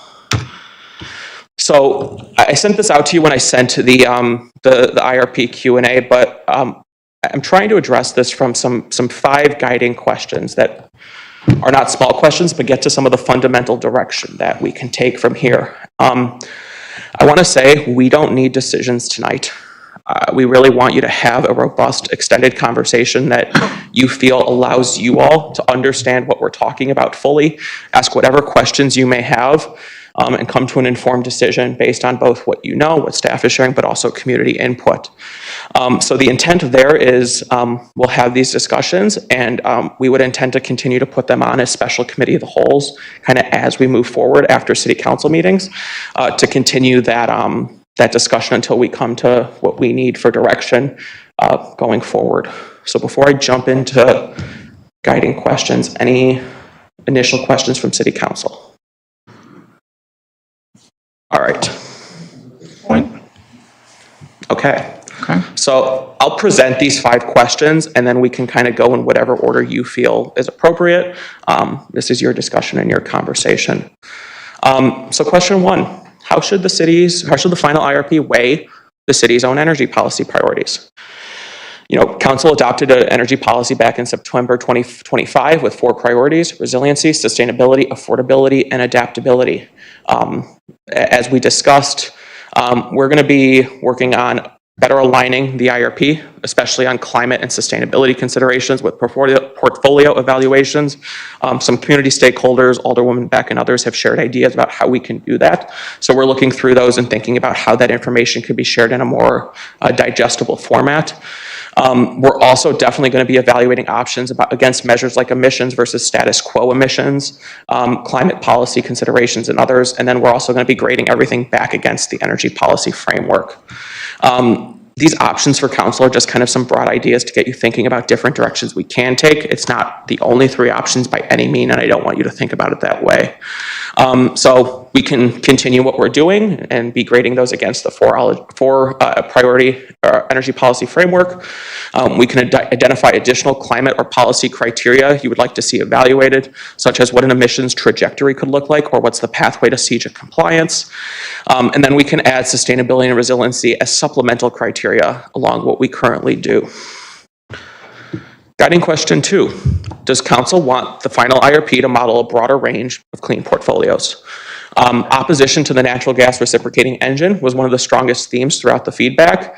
And the recip, this was a point mentioned, does represent a roughly 1% cost savings over status quo. The all-source RFI, request for information, will help us define our needs, capacity, energy, flexibility, resiliency, et cetera. And it'll let vendors ultimately provide options that meet our needs. So we define our needs, and then we see what meets those needs. This may also help identify hybrid technologies or new technologies that are becoming more prevalent within the PJM market. And then staff also do plan to explore hybrid portfolios. We've had those conversations already with Brattle. And then we would want to know, what are those priorities in a hybrid portfolio? Are there resource types council wants specifically modeled or looked at? And then, confirming staff should explore hybrid models and portfolios, retain the current analysis scope, or request additional specific modeling on specific portfolios to supplement what we've already done so far. Question 3, how aggressively should council pursue demand-side management programs in the near term? These are things like time of use, smart thermostats, EV managed charging. Time of use rates, smart thermostats, and EV managed charging may be cost-effective options, but we need to do some additional research and modeling based on our specific scenario. Implementation also requires procuring additional software. That's something that we would have to do in order to be able to implement a demand-side program, to be able to get hourly rates and these sorts of measurements that we need to actually bill these programs. And then we're also working on applying for a grant through the state Illinois Finance Authority that's designed to help small utilities do transition planning under CEJA. So we think we'll be able to put in a really good application and hope for the best to help get some funding to help support those demand response transitions. So options for council: prioritize and fast track demand response programs, potentially reducing the size or urgency of supply side additions. Treat demand side programs as supplementary, pursue in parallel, but don't delay any generation decisions, or aggressively pursue software platforms and billing systems needed to support these demand side programs. Guiding question 4, how should the final IRP address the NIMPA/PSEC transition risk? When I mentioned PSEC, that's Prairie State Energy Campus downstate. PSEC must have emissions by the late 2030s and be emissions-free by 2040s. NIMPA's bond obligations do run through 2041. That's the mortgage on the power plant that we own. Under our contract, NIMPA, not Batavia, is responsible for replacement procurement energy. NIMPA is responsible for providing the city 55 megawatts firm capacity around the clock. If PSEC is not providing that, they go and procure that from the market, and ultimately those costs are passed on to the city of Batavia and our ratepayers. The current IRP does address general capacity needs once PSEC has output, but it did not fully address the scenario at this time. Options for council are to direct staff to identify specific triggers that may warrant actions or additional discussions or studies, include a full replacement plan in the final IRP beyond just general capacity analysis included, or include transition scenarios but defer procurement decisions until certain triggers may be reached, like a capacity announcement, closure dates, anything like that. And then guiding question 5, what should the scope of the all-source RFI be? So staff will be preparing an RFI, and we'll bring that back to you before we distribute it, to identify market pricing and also available technologies. Generally speaking, and talking to Brattle and our consultants, they recommend setting criteria and then using that criteria to grade policies and let the open market deliver things that align with the criteria we've set. Things like emissions limits, capacity considerations, contracted versus ownership. Those are all things you can ask for and look for within an RFI process. If we do an RFI, which we're intending to, the Public Act states that we may include an RFI results within our proposal, and if we choose not to, we have to explain why not. My intent is to make those public. If it contains like market information, we may look at that, but likely we're going to be able to make that public as part of the IRP final discussion and postings. And many utilities do issue an all-source RFI, and they tend to adopt things like performance requirements, emissions reduction targets, or PJM capacity values. So options are issue an all-source RFI to all technologies and simply let the market decide or present what's available and at what price. Issue an RFI focused exclusively on non-renewable or non-fossil fuel resources, renewables, storage, and demand-side options only. One question I have for you is, where does City Council view nuclear? Nuclear is likely to be extremely expensive and probably cost prohibitive, but nonetheless, we'd like some guidance on how Council views nuclear generally. And then there's also an option of issuing a technology-neutral RFI with defined performance criteria, so things like emissions reduction, a CEJA compliance pathway, and cost caps. So to wrap up this, the IRP is a planning document. It does not authorize construction of anything. The staff is seeking council's direction on 5 guiding questions so we can make sure that what we're working on and putting together and bringing back to you all reflects what you would like to see in the questions you have. All options remain on the table until City Council decides otherwise. The final IRP will incorporate both tonight's direction and the direction from City Council and additional analysis. And then, like I said, throughout 2026, you can expect additional check-ins as we get to specific questions throughout the final IRP that warrant additional back and forth with City Council. And then again, once we have that final IRP drafted, we'll go through a whole nother public review process that we did already with this past one, public engagement sessions, Q&A, council discussions, revisions, and whatnot. And then I also want to say to all of those who submitted feedback and have taken the time throughout this project, the comments were really good, and we're able to do things based on those.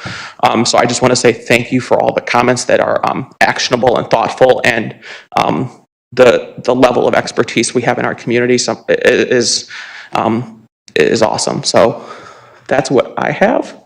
I'm happy to answer any questions that you may have throughout this process and tonight. That's it. So does anybody on the council have any questions before we go to public comment? Alderman Fehrenbach? Just a quick question. I feel like somewhat there's this big question around this whole thing that we're just not getting in the selection process, which is, where is this thing going to go, right? I mean, these rice power plants, they're not small, right? And I feel like the location conversation needs to be part of this as well. Because I think it does play into what we select ultimately as well, right? How much space is available. I know when it comes to the industrial sites that we don't have a lot of industrial sites left, do we? I think we have like 2 left, right? Yeah, so there's that part of this as well. I think we need to kind of just acknowledge reality and pull that into this. That's the only thing that kind of jumps to mind. The other part was we did have an ask for a citizen advisory panel. I know we have people who are really interested in this. They do reach out a lot. I know several of us have met with them individually. I'm not sure, maybe we need to call that out as part of the discussion. I know we have that implied here with situations like this, but just an FYI, we have that ask on the table as well.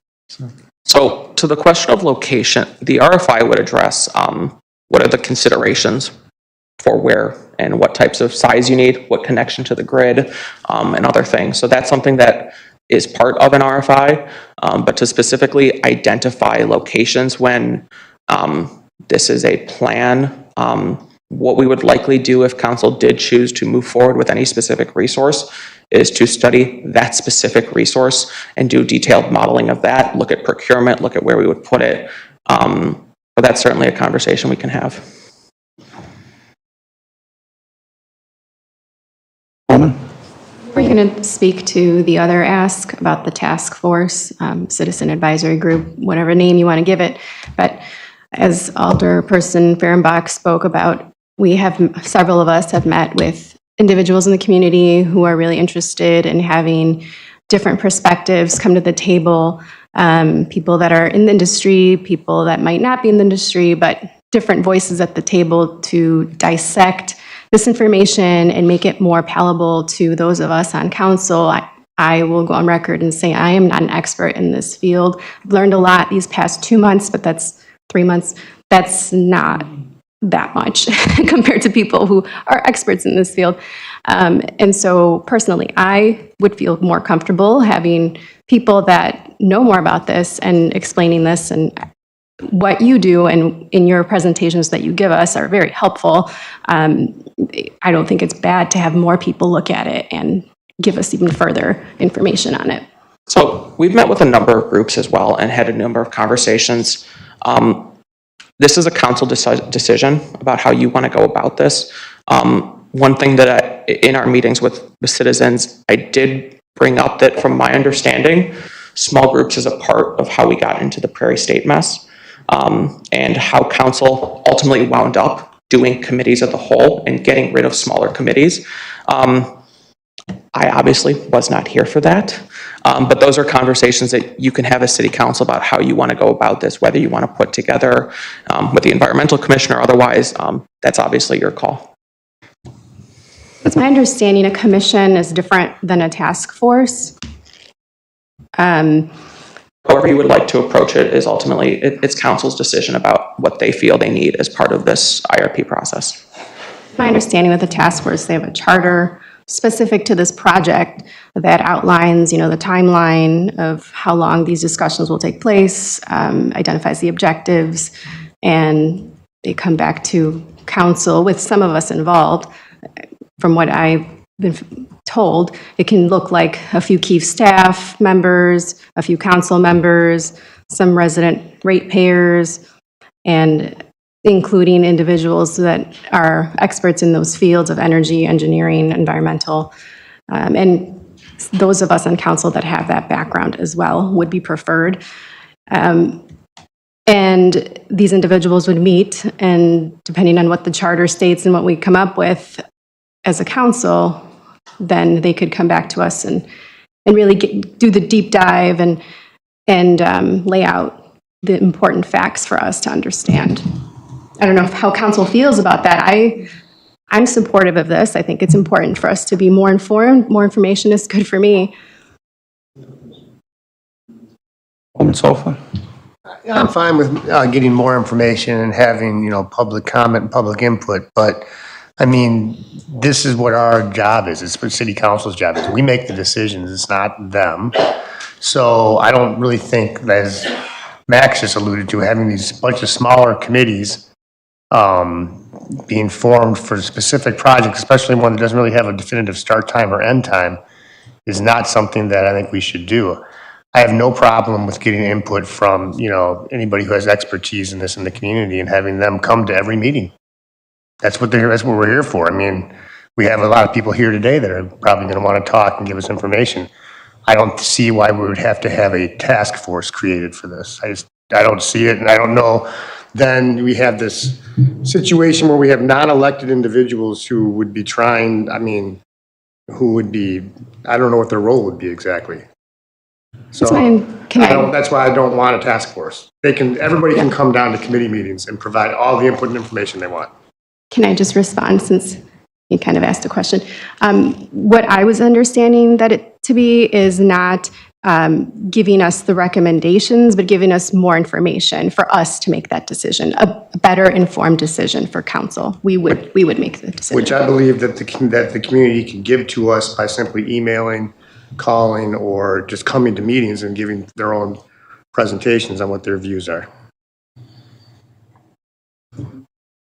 Yeah, I mean, this is a daunting task. This is a lot you're asking of us. Specifically on the idea of a commission or a task force, I think there is value in there.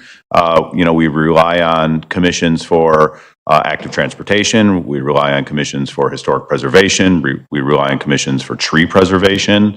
I think it makes sense for us to have some sort of standing commission that's meeting forever, that is thinking about our energy policy. We own a utility, we run a utility, and that's a big task. We should have some people who kind of every month sit down and think about, is our utility running the way it should? We own part of a coal power plant. We're digging dirt out of the ground and burning it. We're thinking of buying part of a nuclear plant, not really thinking about it, but like conceptually thinking about it. We're thinking about some pretty heavy infrastructure. I think it makes sense, and I think it's prudent to create an additional mechanism to provide not only community input, special interest input, elected official input, and we do that all the time. So on that, regarding our 4 questions, I assume we're going to circle back to each of those and have individual discussions? Yes. Okay, because each one of these could be hours long, and there's a lot of opinions that go into it. The last comment I'll make is that process is as important as the technology, right? What we decide to put in here is important, but also how we get there, and that we ensure that the people who have entrusted us with their power and their electricity have as much say in it. So I think it's really important that we take this public comment component of it pretty seriously, and we really consider kind of what the community's gone out and said to us on that. Can you finally open it up to the public, please? Well, sir, I explained this at the beginning of the meeting, that we were going to have a presentation from Max. We were going to discuss what we wanted to discuss. How close are you to being done? Because what I'm hearing is totally ineffective. What's happened is Sir, you can't speak unless you come up to the mic. Right. So, moving forward. Actually, you can't speak because it's not your meeting. Yes. Not public When session. we are ready to take public comment. Why was I invited here? When the public... 90 days ago. There'll be a moment later. You submitted There'll be a moment later. We follow Robert's Rules of Order, and you are out of order. Okay, so there's no chance of us speaking for another... When we say... We're told to be here like 7:30, it's coming up by 9 o'clock, and there's no chance of us... Welcome to our world, sir. The council. We were here 3.5 hours last week. Yeah. So this is what happens in a public process. And we will listen. Not much effective things have happened in the last 90 days. That's what I'm hearing. Alderman Malay. Thank you. I fully support both a commission and for the long run, because yes, we do own a public utility that's worth quite a bit of money. There's a lot of decisions that have to come up. I have a full-time job. I don't do this full-time. This is a big commitment for me to, and it's a struggle to stay on top of things. I'll be the first. This IRP, we should have an ad hoc committee. Again, following Robert's rules, we'd have standing committees, an ad hoc committee to address this specifically. A committee of 14 trying to, it's not feasible for us to have as close a communication with the Brattle Group, who's supposedly advising us, and we're paying a lot of money for it.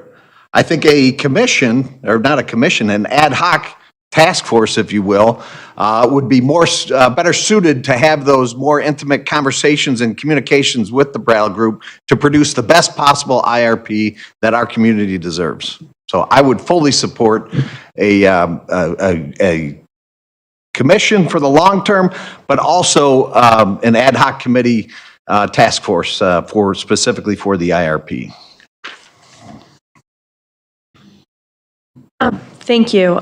Max, if I'm understanding, this is the first IRP that we'll be having to put out, but in a couple years, we're going to be going through this exact same process again. Is that correct? State law requires municipal utilities to do an IRP every 5 years. So yes, we will do this at least in 5 years, if not sooner, if council directs us otherwise.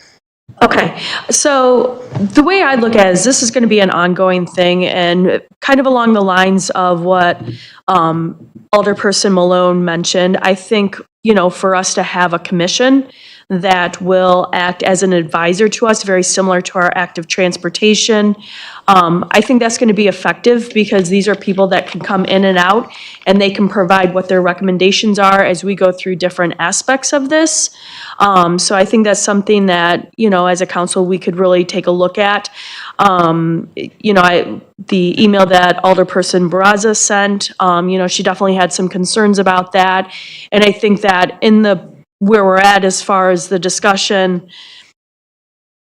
to put together a task force for where we're at, I think the commission is going to be more suited because this is something we're going to need moving forward to support our utility. On paper. I would also add to that, I feel like a commission could be useful for the next studies as well, with infrastructure and with rate studies and like that, because that is going to be a very continual process.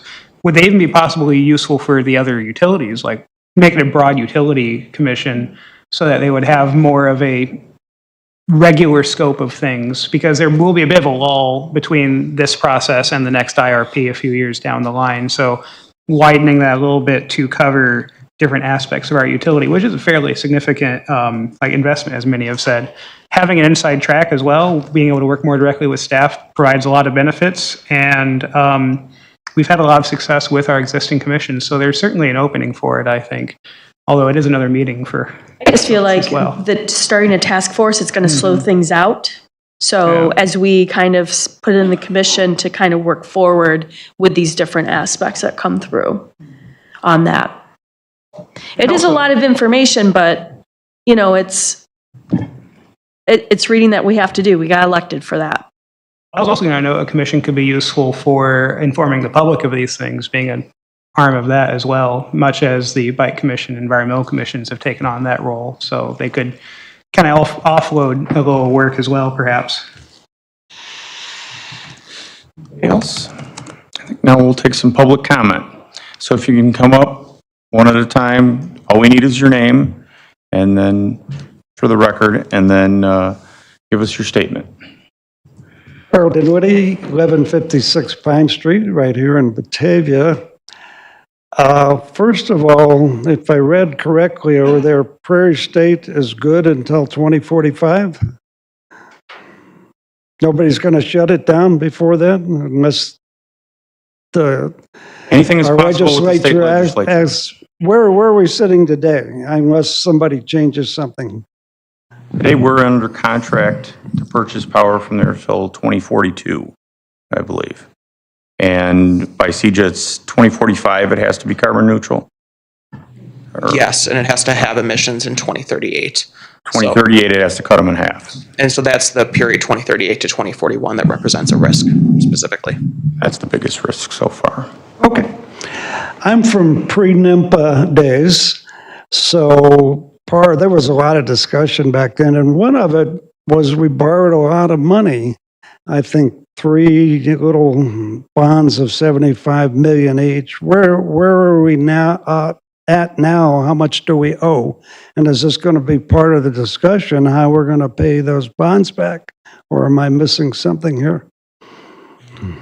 Those bonds are paid through your electric rates that you pay. So right now, the rates that you pay includes both electric costs, transmission costs, infrastructure costs, and the bond costs. And so bond payments are part of our NIMPA contract, and those bond payments, our mortgage on the power plant, runs through 2041. After 2041, we are not making bond payments. We're That's 2021. 2041. 2041. Yes, Okay. that's when the bonds end. That needs to be part of the discussion, how we're going to pay off the bonds or whatever this new initiative will be, right? If we have to pay for both. Pardon me? If we have to pay for both, then that will be a problem. If we're still paying for power from Prairie State, it'll go on just like it is today.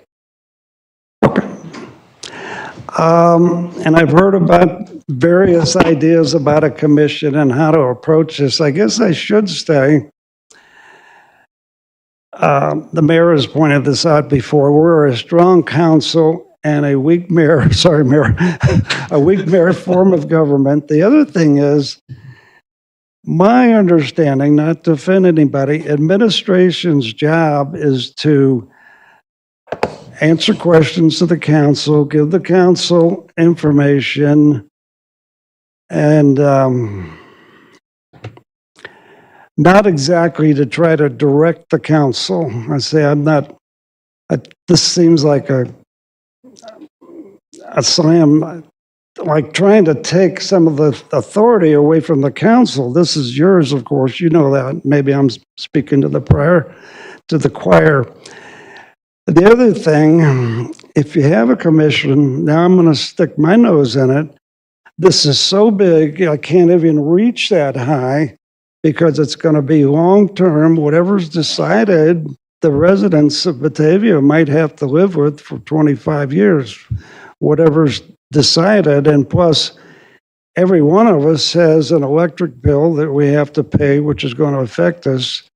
So where I'm headed with this, my last year working on my economics degree, we talked a lot about public choice.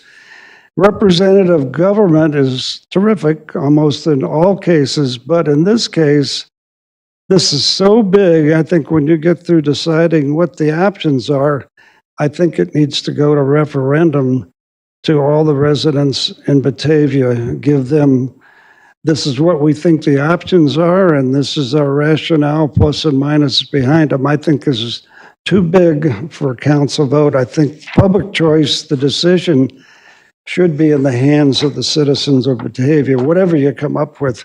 And I want to piggyback, I know I'm speaking too much here, but it's a moving target, as they say in the bureaucratic world. There's a lot of moving parts, a lot of balls in the air, a lot of technology changing. It's going to be a challenge to come up with the right answer.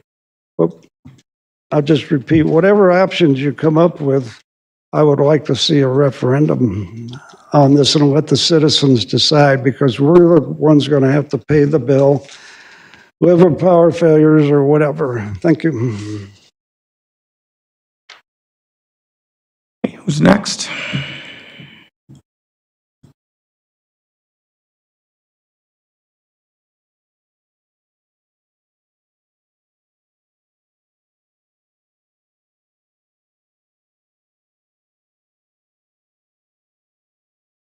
Good evening. I can't see over the monitor.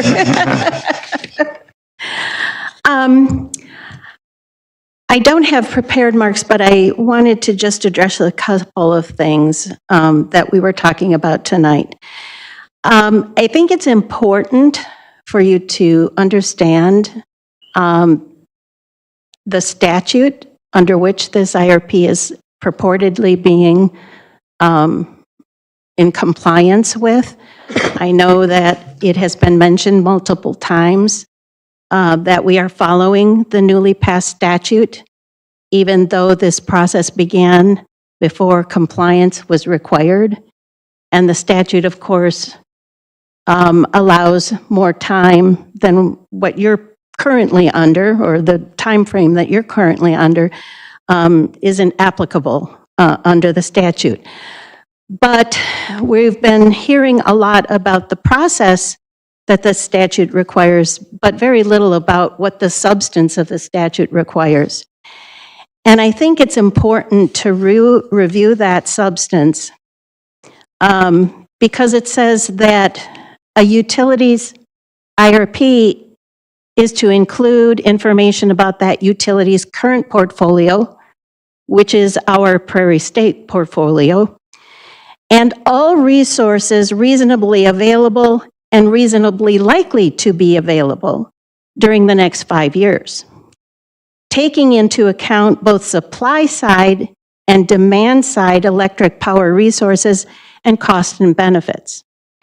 It's a very broad statute, it's a very broad language that is used within that statute. And what I have a problem with in the presentation tonight is that staff is asking you very specific questions. They're asking you what types of hybrid portfolios you want to include in the statute. I don't know if any of you even know what kind of hybrid portfolios there are out there. That is not your job, in my opinion. They're asking you what types of demand side programs you want to prioritize and fast track or even consider. That's not your job. This statute, the way it is set up, is broad enough where Brattle is supposed to be providing to you options that you then will consider, which are more appropriate for our particular situation. And I know several of us brought to your attention an IRP that was done for Orlando. And I know that the Brattle Group can do something very similar. They should be looking at all resources reasonably available or likely to be available and all types of demand side and supply side electric power resources. It's your responsibility to make sure that Brattle follows your policy and that that policy said that you are going to look for resources and programs that were going to prioritize resiliency, sustainability, affordability, and adaptability. That's what you need to make sure Brattle does. That's basically the type of guidance that you need to tell them to include in the revised IRP. And I think you have to look at the draft that was done and its shortcomings and its, dare I say, deficiencies are because they did not follow that policy in its entirety. They looked at affordability and they looked at reliability, and that was it. But as we had pointed out, the Orlando IRP and what we are kind of looking for here is for Brattle to give to you a multitude, several, 5 to 7, maybe even 8 types of portfolios to look at, and they're all weighted by how resilient, how sustainable, how affordable, and how resilient those portfolios are. And then you make a choice as to which one you are going to pursue or which one you plan to pursue within the next 5 years or so. So I think that staff is trying to micromanage this situation. I know, Mr. Salfa, you mentioned how you were concerned about a task force being an unelected party and giving advice, but that's what we have here with staff. And I think I'm very concerned that staff too is getting and looking at this in too broad a terms by working to better align climate and sustainability considerations with portfolio evaluation. What expertise does your staff have to do that? You hired Brattle to do that. Staff plans to explore hybrid portfolios in the final IRP. No, you hired Brattle to do that, not staff.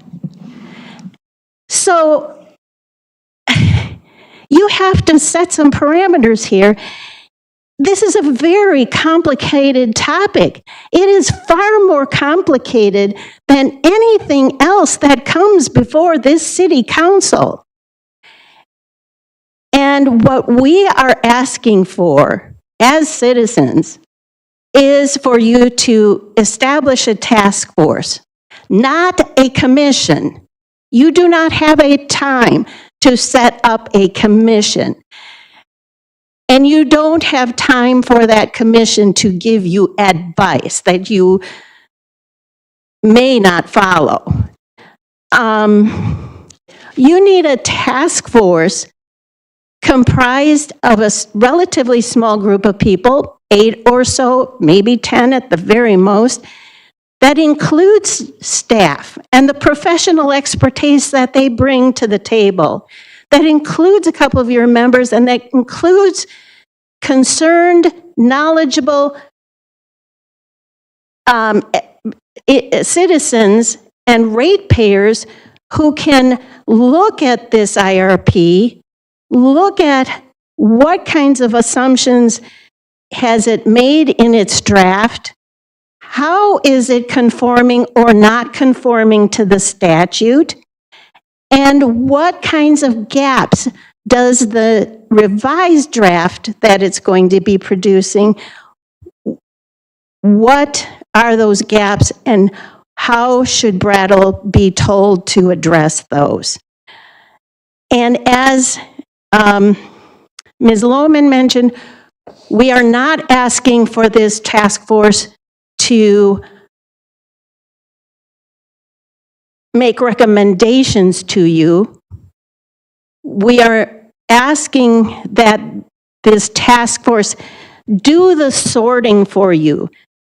Take that burden off your shoulders at looking at this technical information and compiling some factual information in a manner that will give all of you the same playbook, instead of one person seeing this and another person seeing that, and this one worried about that, and another one worried about another thing.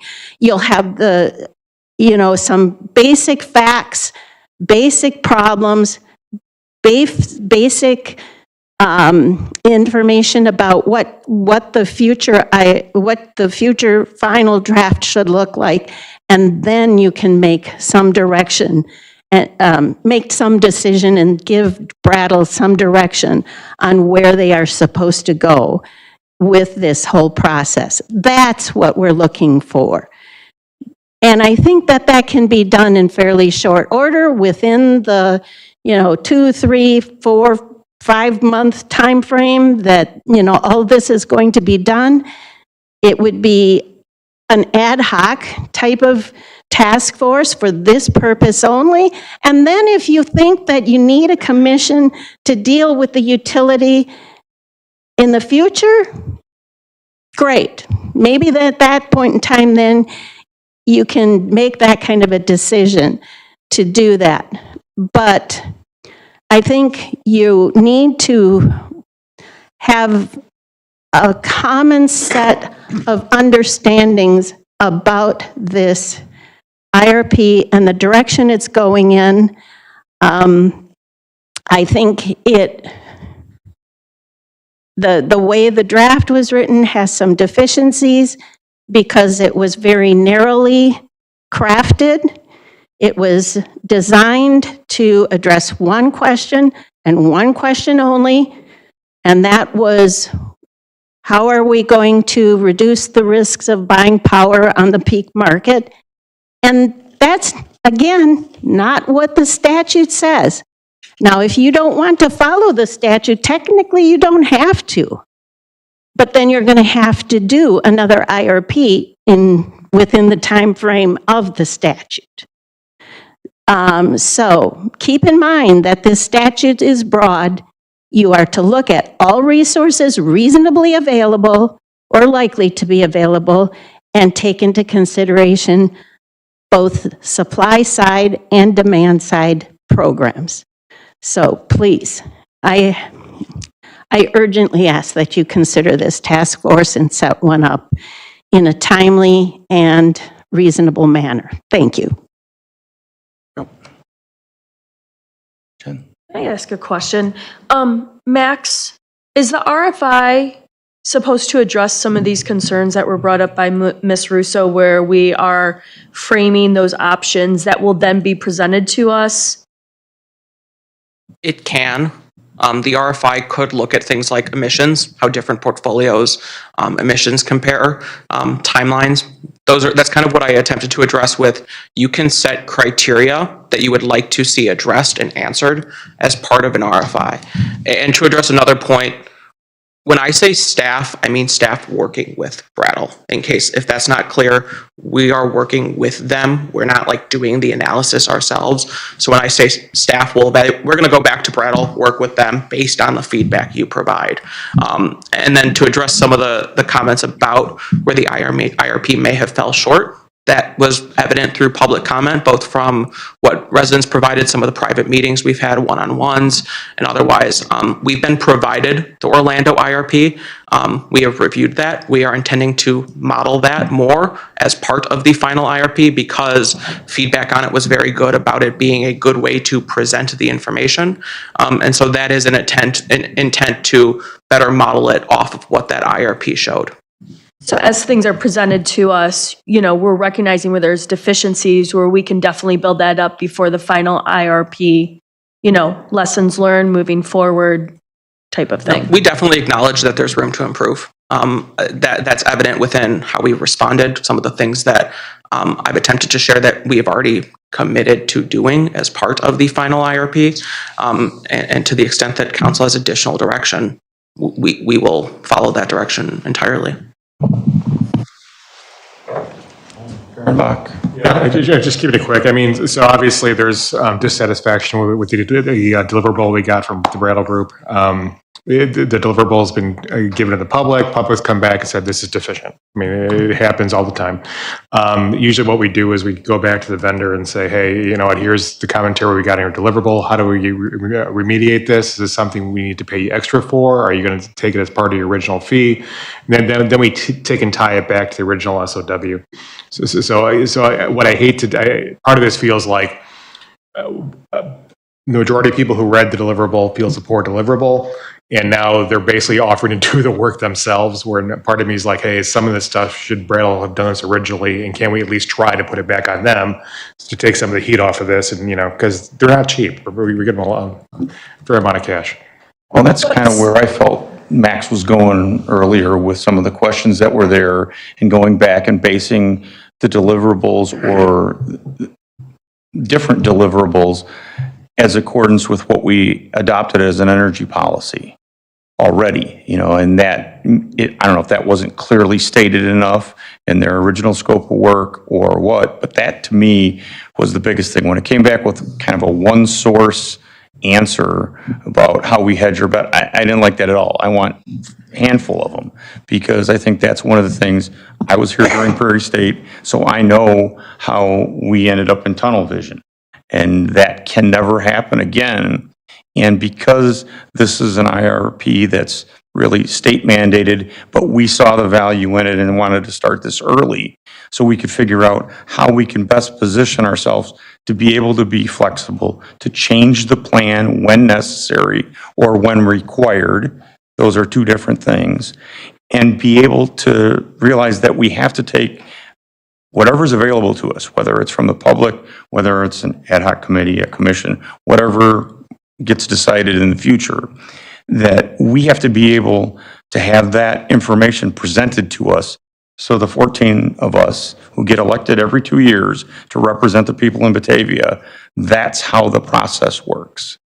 And that's, yes, this is probably the biggest decision we'll have till we get to fighting over water in the next decade, because that's going to be the big fight. This reality right now is we are under a time constraint to do this. I think we take all of the information that we've gotten from the public, what we've just gone over here tonight, we put that back into, the Brattle mixer or staff, however we want to describe it, and we move forward to the next meeting with the input we have and try to put things out there that make sense to what we've talked about, what we've heard from the public, what we've heard from, industry experts, from concerned citizens, from ratepayers, from my wife. All that stuff has to be included into this so that we can make what we hope is the best decision. I was back in the other room when we made a lot of closed door decisions to get to the point where we went into Prairie State.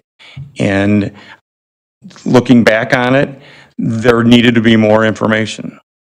And I think that we've learned that already, getting to this point, trying to get out of Prairie State, all the things that have happened, in the last decade or decade and a half have changed radically. I see this changing radically again in the next 5 or 10 years. There are going to be things that happen that we have no idea how that's going to affect us. Every election, federal, state, will affect this. So, we have to be ready and we have to listen and find out and get as much information as we can before we make a decision. And I think that's something, when we first laid this out and when we first heard about the legislation coming out of the state to require an IRP, we're like, okay, there's 3 meetings, there's 5 meetings, there's 10 meetings, we're done. And I don't think, at least in my mind, that any of us up here thought that that was going to be all of it. We never do that way in Batavia. We try to have as much public comment, as much integration as we can to get things done. I mean, in the time I've been on the council, we've had more commissions, more committees, other things that have helped the council make decisions. And when we do take all that information and try to disseminate it to everybody and then get a good decision, it usually works out the best. So I'm all for that. I just don't know the way history has been to set up,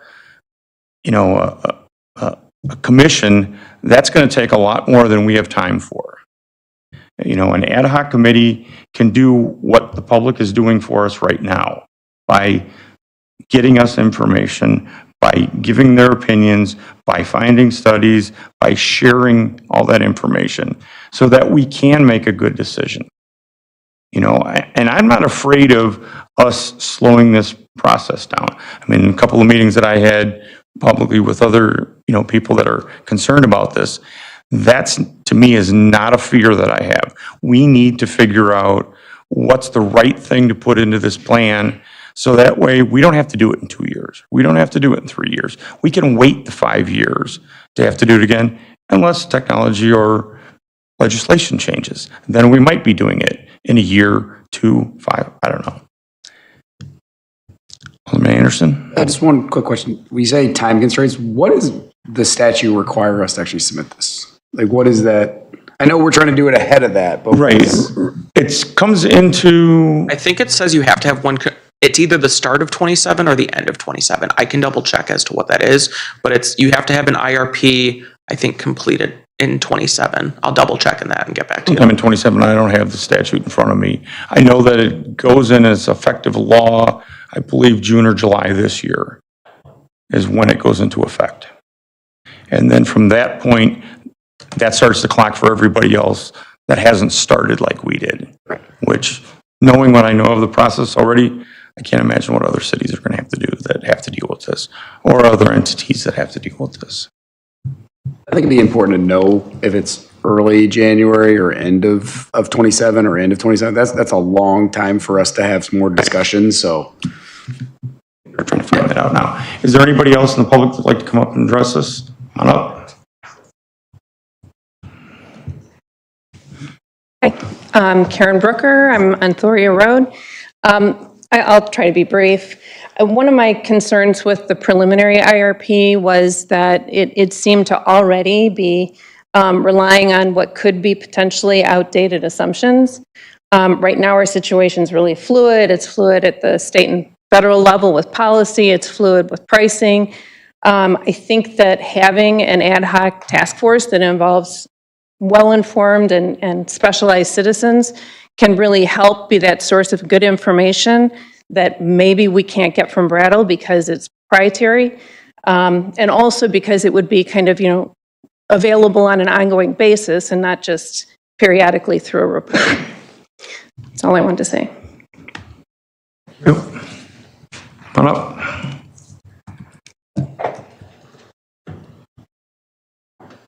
Just while he's walking up, I looked it up. It's January 1st, 2027.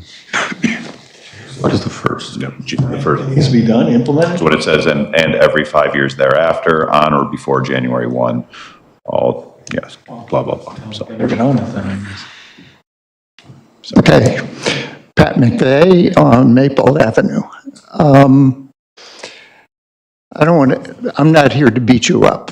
I'm here to at least tell you more about me and what my experience has been when you're in really serious issues that you feel like the weight of the world is on you.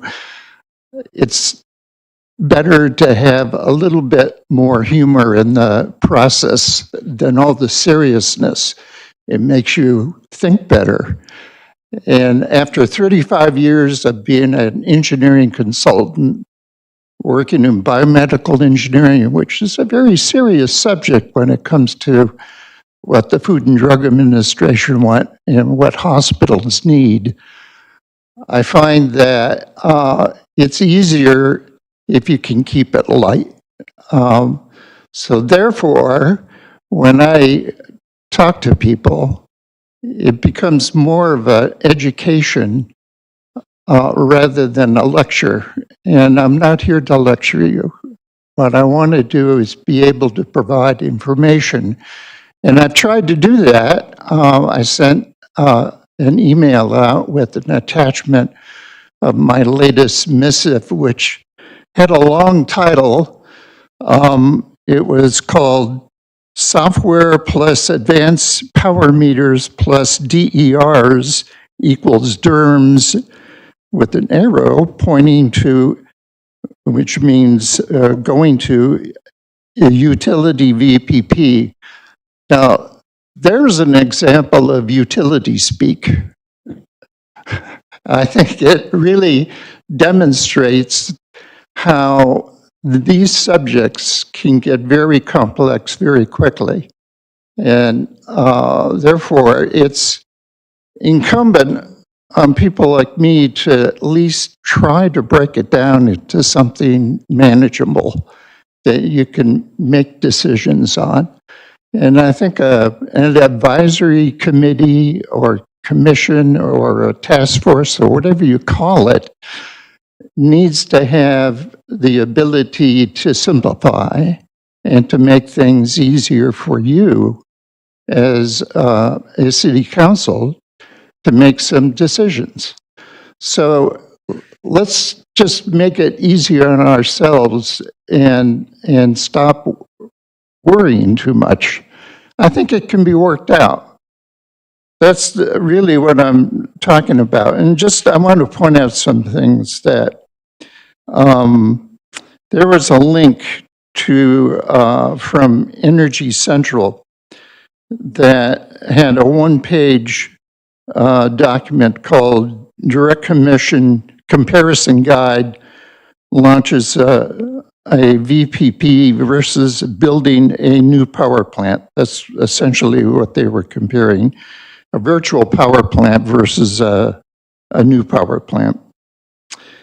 And they referenced the Brattle Group, which they state, and the Brattle Group stated that a traditional power plant is more than 40 to 60% more expensive than a virtual power plant. Well, that's pretty straightforward. And I think that, we have to get to that kind of statement if we want to at least make a decision. If Brattle could do that in that report they provided to another utility, why can't they do it for us? So that's all I have to really say. Thank you. Real quick, do you know what a virtual power plant is? Because I didn't. Would you like to explain what a virtual power plant is? Cliff notes. As simple as I can make it. A virtual power plant is an accumulation or a group of distributed energy resources. Now, that's only one step, but a distributed energy resource can either be behind the meter or in front of the meter. That's another little thing that is different from other things that you run into. So all it means is it could be a battery, it could be your solar system that you have on top of your roof in your house. It could be a hot water heater that runs on a heat pump. So these are behind the meter units. In front of the meter unit, it could be a set of batteries, a battery pack, or a large community-based solar. So that's the kind of thing that is really what we're talking about here. And it makes it easier for using a little computer and a power meter made by Itron. You use Itron meters on your houses right now. If you can put this all together, you have a system that can draw on power that each and every one of these houses potentially could have in the city of Batavia. That's what it means. Yeah, at peak times, you would actually pull from different sources, a non-centralized power plant. But it would require the demand side. And one thing I'll address on that is that kind of gets to some of the softwares that I do allude to within the presentation and within the IRP is that so like you mentioned, we do use those meters that are able to read remotely and whatnot. We've also put in a software system called Tantalus that allows us to kind of start that out. But to get to that point that you're discussing and those demand response programs, we know we need to procure some new software. And so that was some of the stuff that, I alluded to a grant that we're going to be applying for to help us try to plan demand side response programs, because that will help us identify what we need to get in place, what we would need to put in to do all those programs that there's pretty strong demand for, both amongst council, but also the community as a whole. Yeah, I mean, there's a lot to it, but on the other hand, you can break it down into small pieces and it makes it easier to understand. And the one thing that's attractive about DER is it attracts the community to participate, and there are incentives because they get payments associated with the resources that they have. If you can just draw on them and draw them in, I think it really helps them to understand and to participate. Absolutely. And one of the things that would likely be included as part of that study is how we get the community involved. You can stand up a demand response program, but if people aren't participating, it's not going to be useful and it's not going to meet the results that you expect it to get. So that's what we would do as part of this, next step if council chooses to really aggressively pursue demand response, would be how do we make that all happen? How do we get the community involved and whatnot as well? Well, I'd like to participate. That's why I'm standing up here. So, thank you. Thank you. Okay, is there anybody else? Come on up.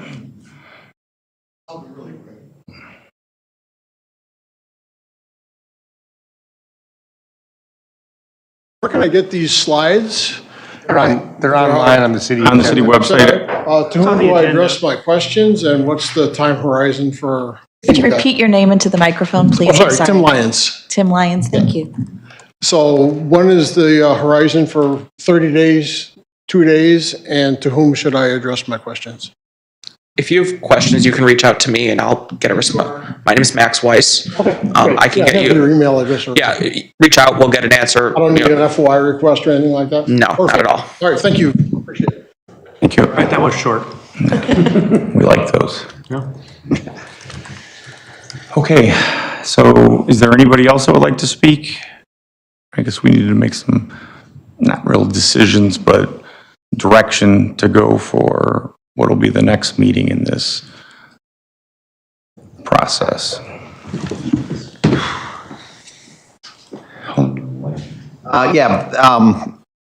So back to the having a task force. Prime example that we just saw here. I learned something new.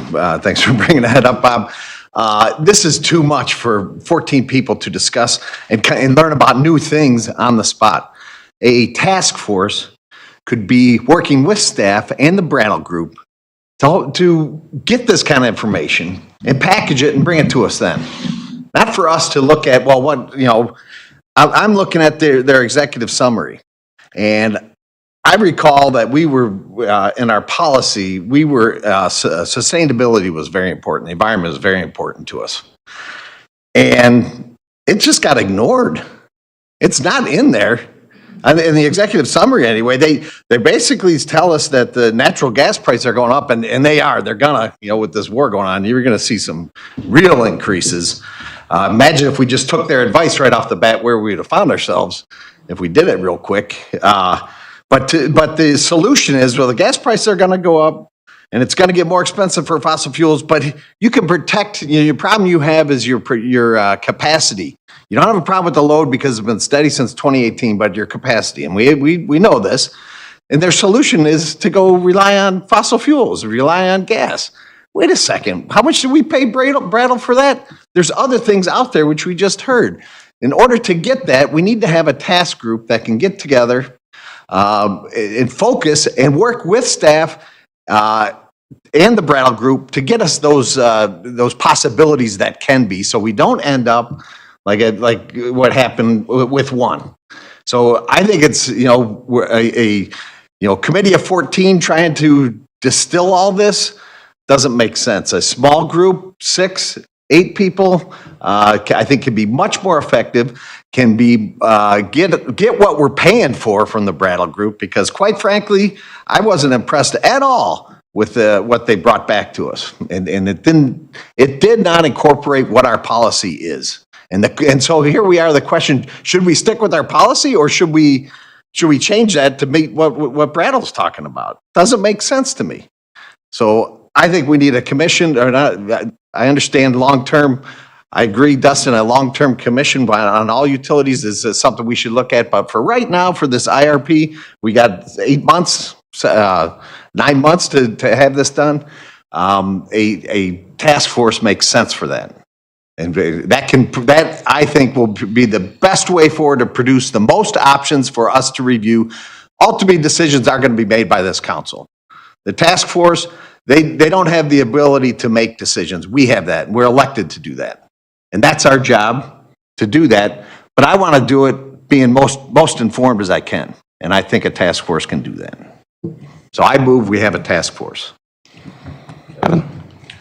Yeah, first off, echo everything Alderman Millay just shared there. I think both short-term, a task force with the express mission statement. I think a mission statement is really important. Mission statement to educate council on the important points in the IRP, right? That way their job is education. They'll put together packets. They'll come give us presentations. They'll give us homework, basically. That's what I'd like from a task force. And then a commission makes a lot of sense. I don't want to spend too much more time on both of those points. I think we've talked about it.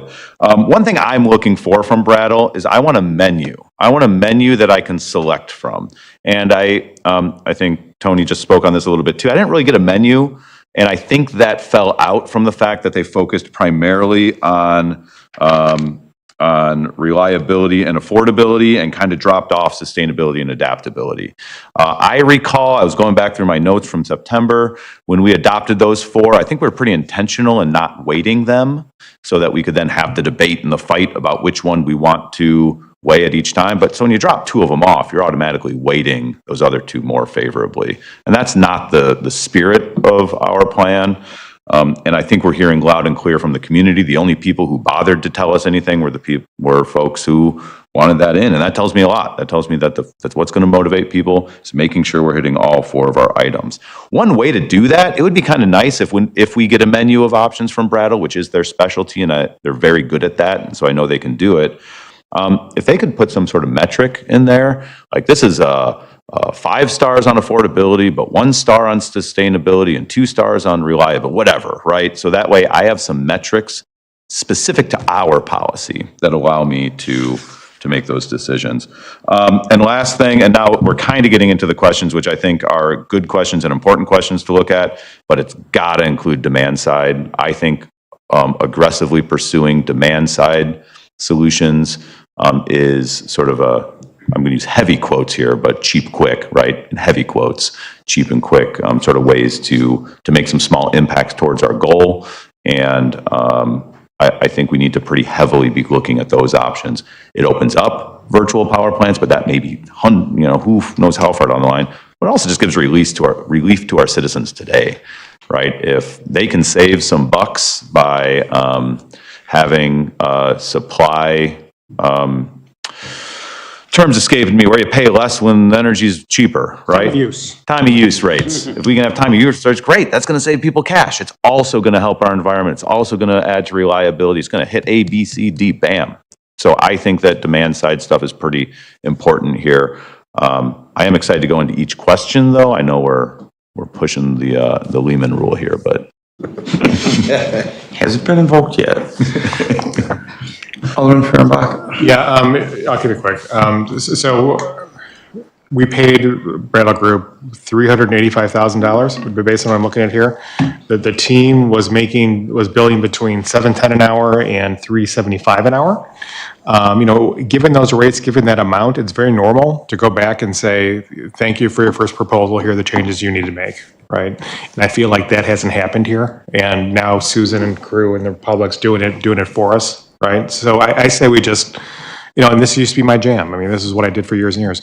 We should just go back and just say, hey, look, here are the changes we need you to make, and just let them make them. And we don't have to. I know we're willing to go on a journey of discovery around electricity and everything, but we're paying these folks enough. They're the experts, and they build very generously. All right. So I think it's okay to go back and say, thank you. This is version 1. Here's what we need in version 2, and then it's on them. And much more on the 4 points of our policy. Yeah. That has to be incorporated in that, and that there have to be options, and not just the cheapest or the most reliable, but again, something that shows weighted choices that we would have. Lansing? Yeah, I'll just throw my 2 cents in. I'm an all of the above guy. I mean, I couldn't agree with Jim more. I couldn't agree with these guys more. I think long term, we probably need a commission. I mean, having our own utility is a big deal.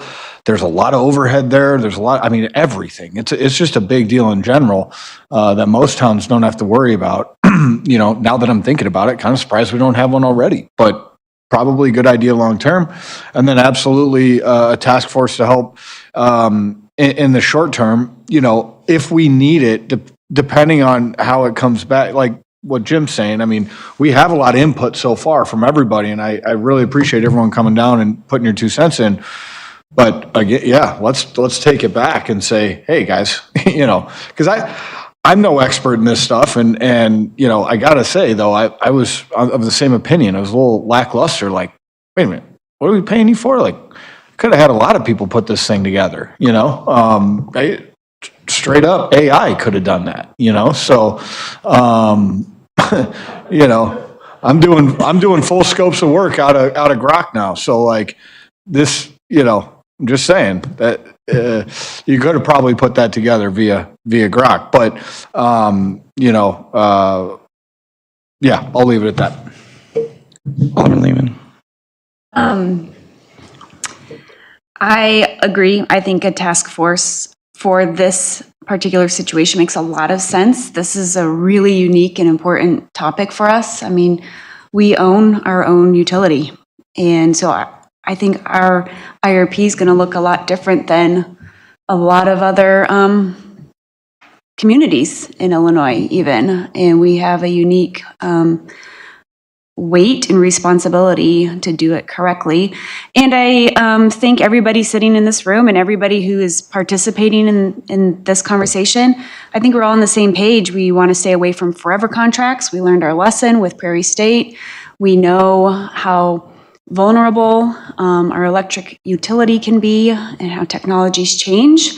So I think we're all on the same page to be flexible and adaptable and to avoid anything that locks us into a future that we can't get out of. So I'm not concerned that this task force will be a repeat of what happened at with the Prairie State discussion.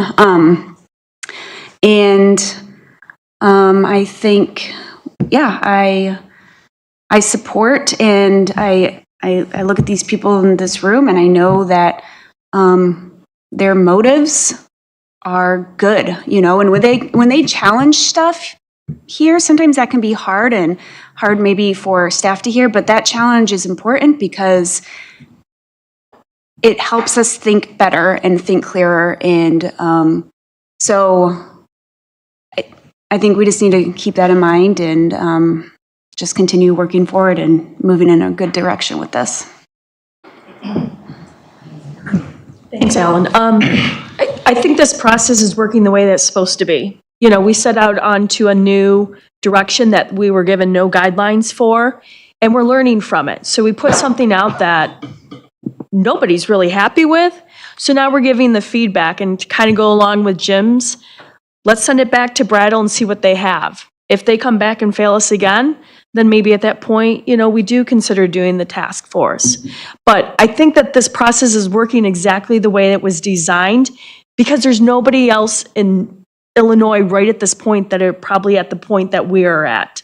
There's no guideline. I asked when I met with the group, I said, where's our guidebook? And there was none. And so we're learning from that. And so we shouldn't beat ourselves up because maybe we got something lackluster. Okay, it wasn't great. People aren't happy with it. Let's send it back with the feedback and say, give us something more. You know, give us options, give us the playbook, you know, show us what the money that we're paying to you is. And I think then at that point, we can move forward seeing what the next round comes. I think we give them that opportunity because they are a consultant and we give them that feedback. I think if we don't give them that feedback and give them that chance and we just go immediately to a task force, it's going to look bad on us as older people for future contractors because they're going to say you only get one chance with this group.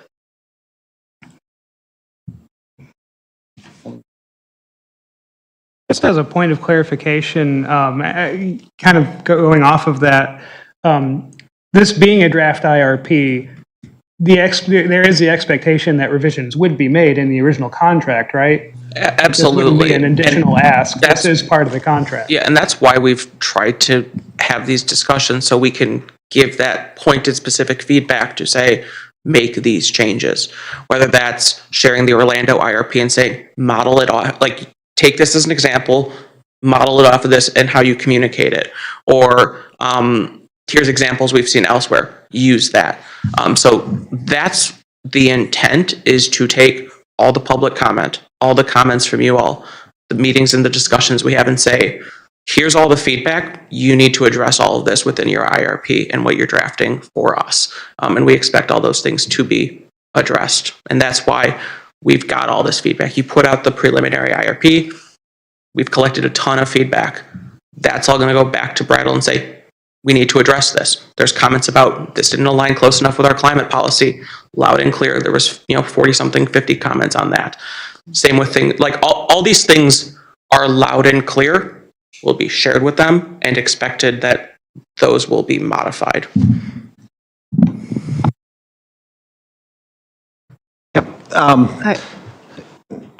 Go ahead. I would like to piggyback on Max and just let you guys know that we meet with them every other week. Typically, our next meeting, we had to shift, so we'll be meeting with them Monday afternoon. It's typically an hour meeting. While this was out, we continued to move on, so we're working on our cost of service. There are lots of back and forth, as well as Max, it's Steve, Laura, myself, Peggy. We're all involved in this. We have had a little bit of a scope change at one point because I think we started this process prior to all the legislation being passed to get a leg up, so everything wasn't formalized. So that was, I think, the only scope change that we had within this process right now, but we do go back and give them comments. We question things. We share all the feedback that we get from you guys. I know Max is constantly giving them all this information that has gone out. So if you guys ever have questions, do not hesitate to reach out and ask us. We are in constant communication with them throughout this process. So, yeah, I think the task force would not be any replacement for coming up with different plans. It would be working with staff and council and the Brattle Group I think it would create more transparency. I think it can, instead of everything having to filter through a few people, we can have a commission that's, or not a commission, a task force that can be working with. So we got 9 months left. And we got some, bring those that are, everyone those that are passionate about this together so we can get to the best possible IRP plan, or IRP. So I think it's not a replacement for what the contract we had with Brattle. Of course not. That, we're paying a lot of money for that. It's about bringing more ideas to the table and more perspectives instead of, yes, we've been going through a process, but this is a very complicated thing. And that process that we're using is very cumbersome and takes a long time. We don't have a lot of time right now. So I highly recommend and believe that the best way forward is to put a commission together. So we're not spinning our wheels like I feel we're doing a bit of, how long have we had this report now? And we're just at this point and really not making any real decisions because we really don't have stuff on the table that we can make decisions about. Not the stuff that we thought we were going to get. So I think bringing our constituents that are passionate about this into being part of the actual process with Brattle is going to serve us best and be more transparent. Paper. And it's worth noting, it's been discussed, part of this task force might include a few of us as well, so we would get more direct feedback from that process to be able to share with other members of council and, just kind of help self-regulate a little bit as well, just among our own selves.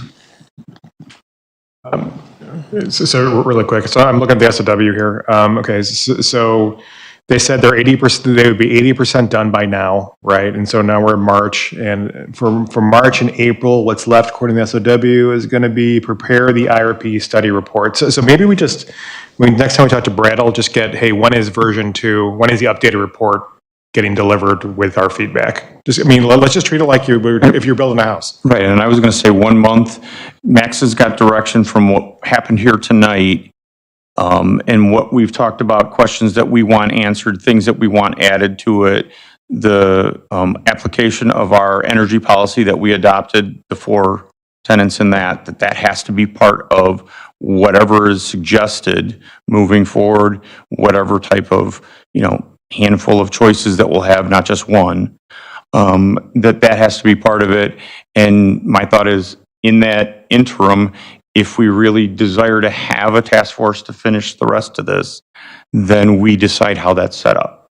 How many members from council, who from staff, who from the public? Because I don't think that's something we're going to decide in the next 14 minutes. And what the scope of that is. Right, and we have to state a scope to it. If we don't do that, I think we'd be better off just taking input from residents. If that means we have to have a couple more COW meetings, I don't know if you like it, but I'd say yes. Because if we're going to do it, we're going to do it right.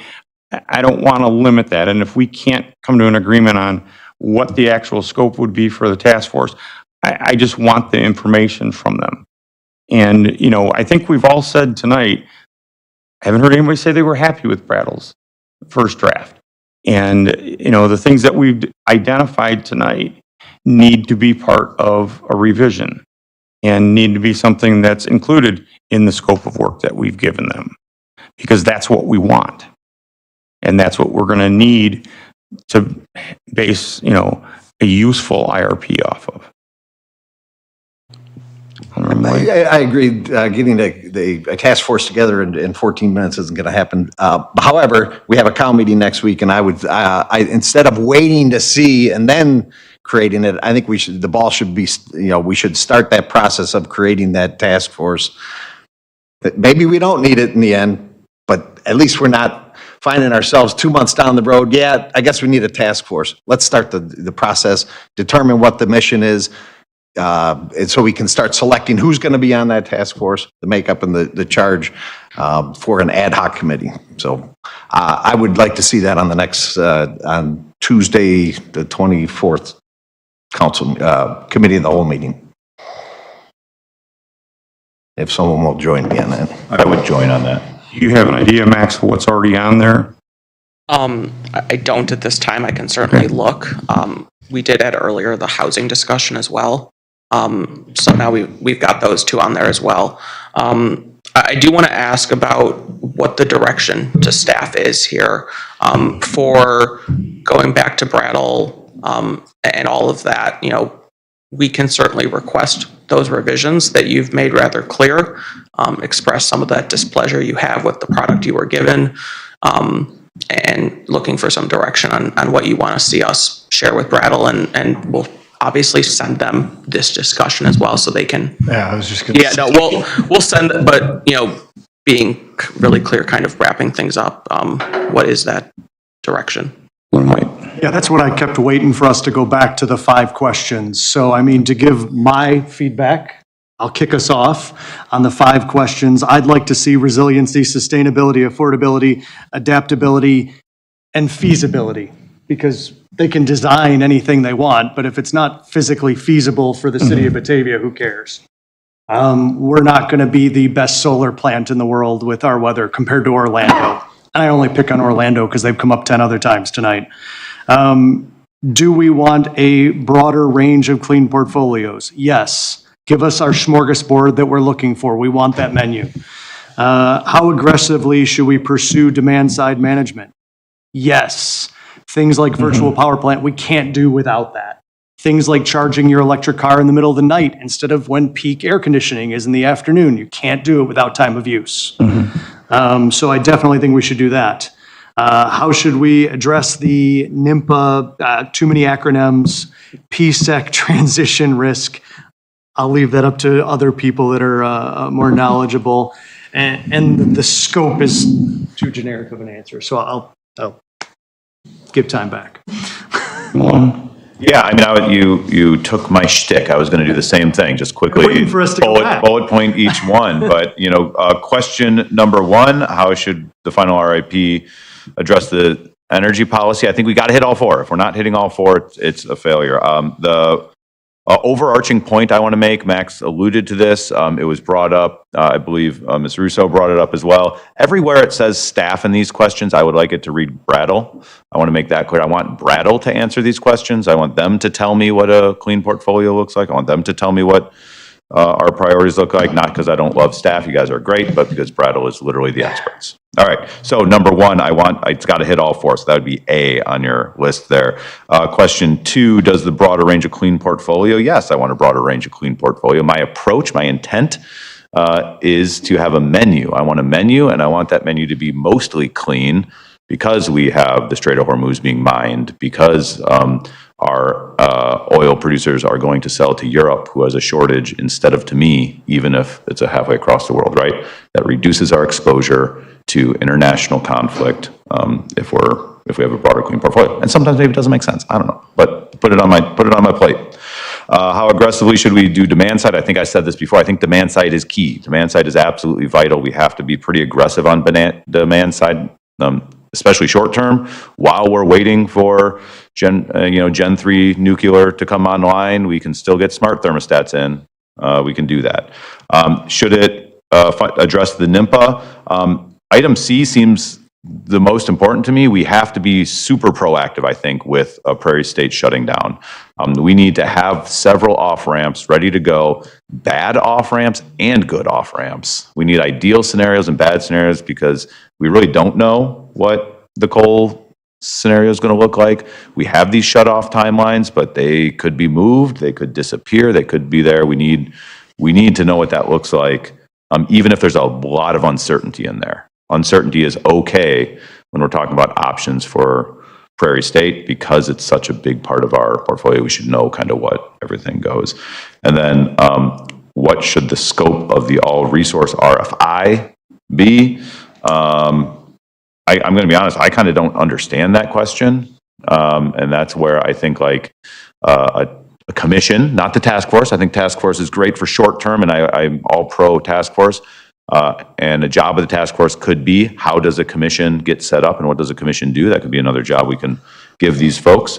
But that's the sort of question that I envision a commission answering for us. Like, okay, we've got our plan in place. Here's generally what we're aiming for. Now, how do we get there? And that's what a commission can tell us what to do. And that's what I believe an RFP is, or RFI is. So that would be something I would punt. Done. Does that give you direction, Max? From me, from one person? No, and I think a lot of these themes are similar to one another, and I hear very strongly demand response programs, other things like that.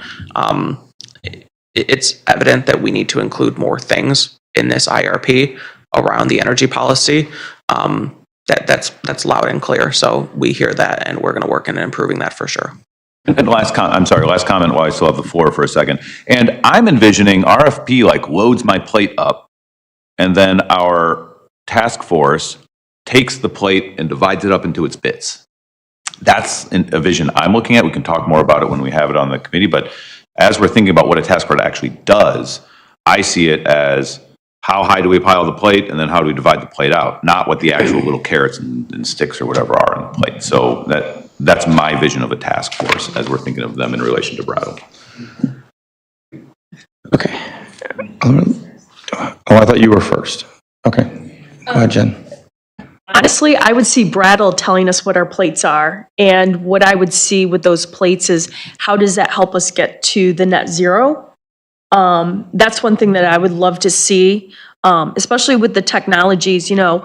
There's a lot of technologies out there, but in 5 years when we redo this, those technologies could change.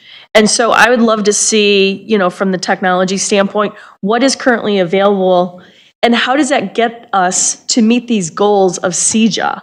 How does this plate, what is the rate to get us down to the non-emissions? So for me, that's what I would see Brattle doing is giving us that menu of different plates and letting us know like how much is, green, how much is, fossil fuel. I see a diverse portfolio. And what is that ratio? Is there one that is 70% of gas and then 30% of natural or of green energy? But then also, how does that look to us meeting those goals? So that, to me, that's what I want to see is a graph showing that. And then the percentage of the different, I want my menu telling me, the different categories. Show me the different plates and how that works. Oh, if I may, this menu concept, a lot of you have mentioned that.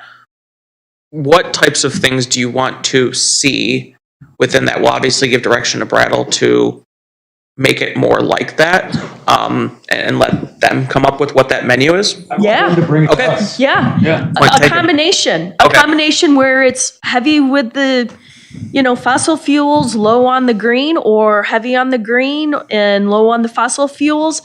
Just diversity, because that's the one thing that we know that we talk about. We've got to have diversity with our energy just because of where we live.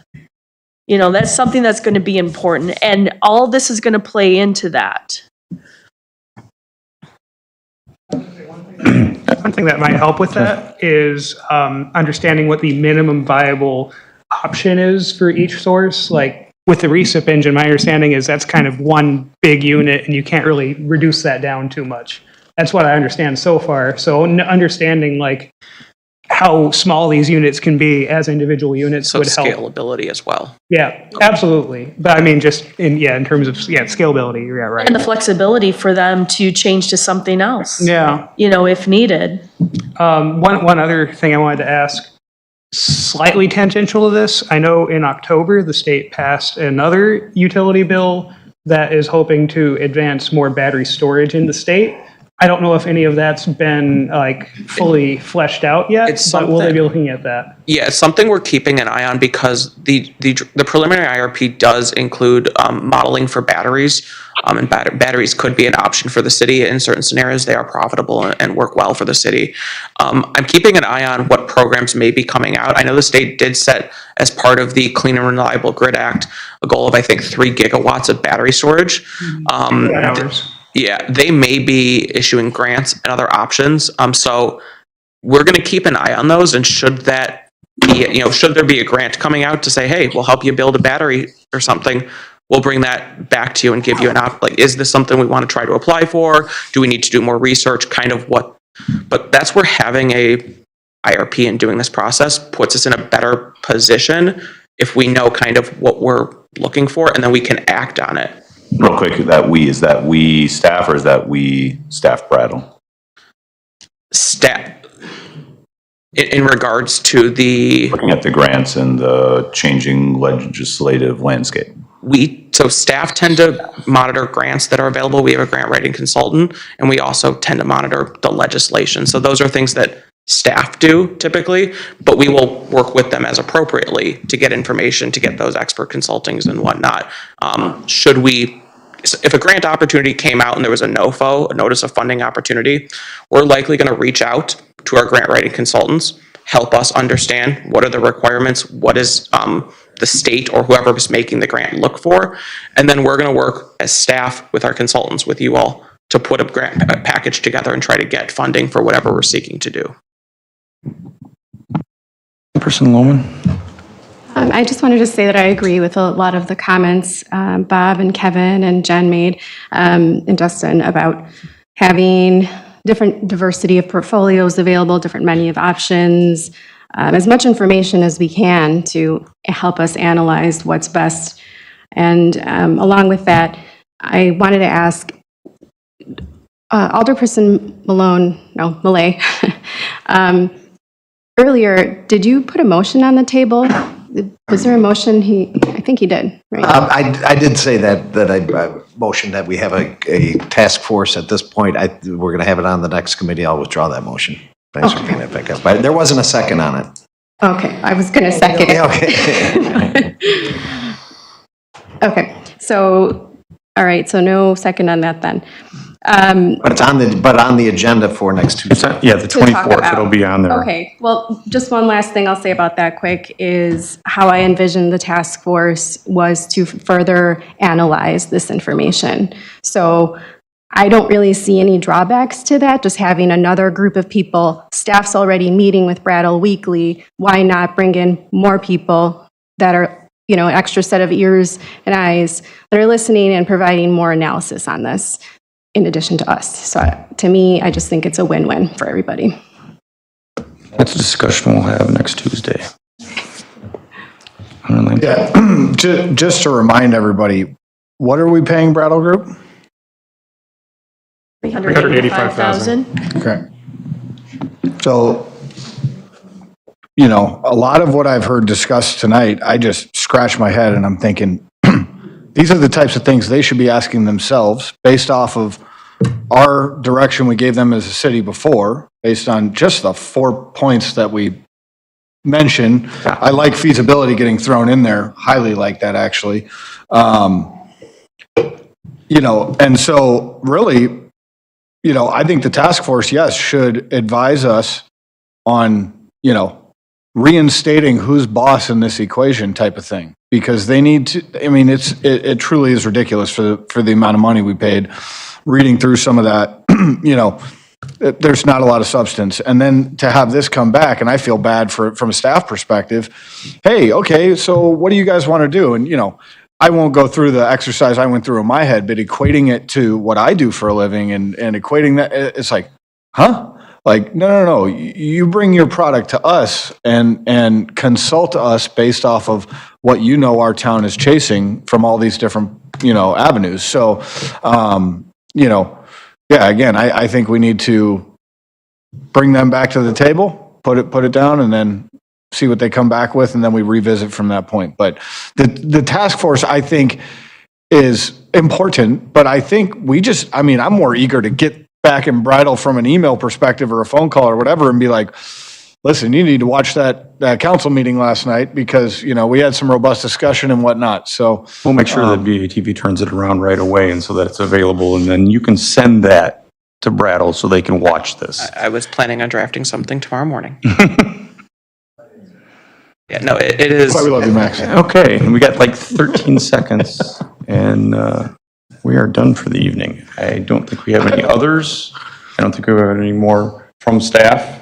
Nothing more from staff tonight, Max. We'll reach out to Brattle. We'll have I've emailed our agenda people to make sure that we have this on a discussion for the next cow. Would we like to continue the 5-question discussion, among other things, at a special cow following a city of the council, or how do we want to proceed? Are we primarily, we'll email Brattle back and get, all this feedback and ask for revisions in an expedited timeline, but then also kind of some direction as well on how we want to address these, I guess, fundamental points as well. Do we wait till? Missing. Yeah, I think we discussed most of those 5 points tonight. Yeah. Do they feel there's something missing based on their expertise that they need that feedback from us? Understood. Do you feel like you need something more from us? No, I think I can send them this discussion and amongst other things, and I think they'll know what we're getting at. Yeah, it's just bad delivery. That's all this is. Yeah. If there are no other. So moved. No. Motion to adjourn? Second. All those in favor? Aye.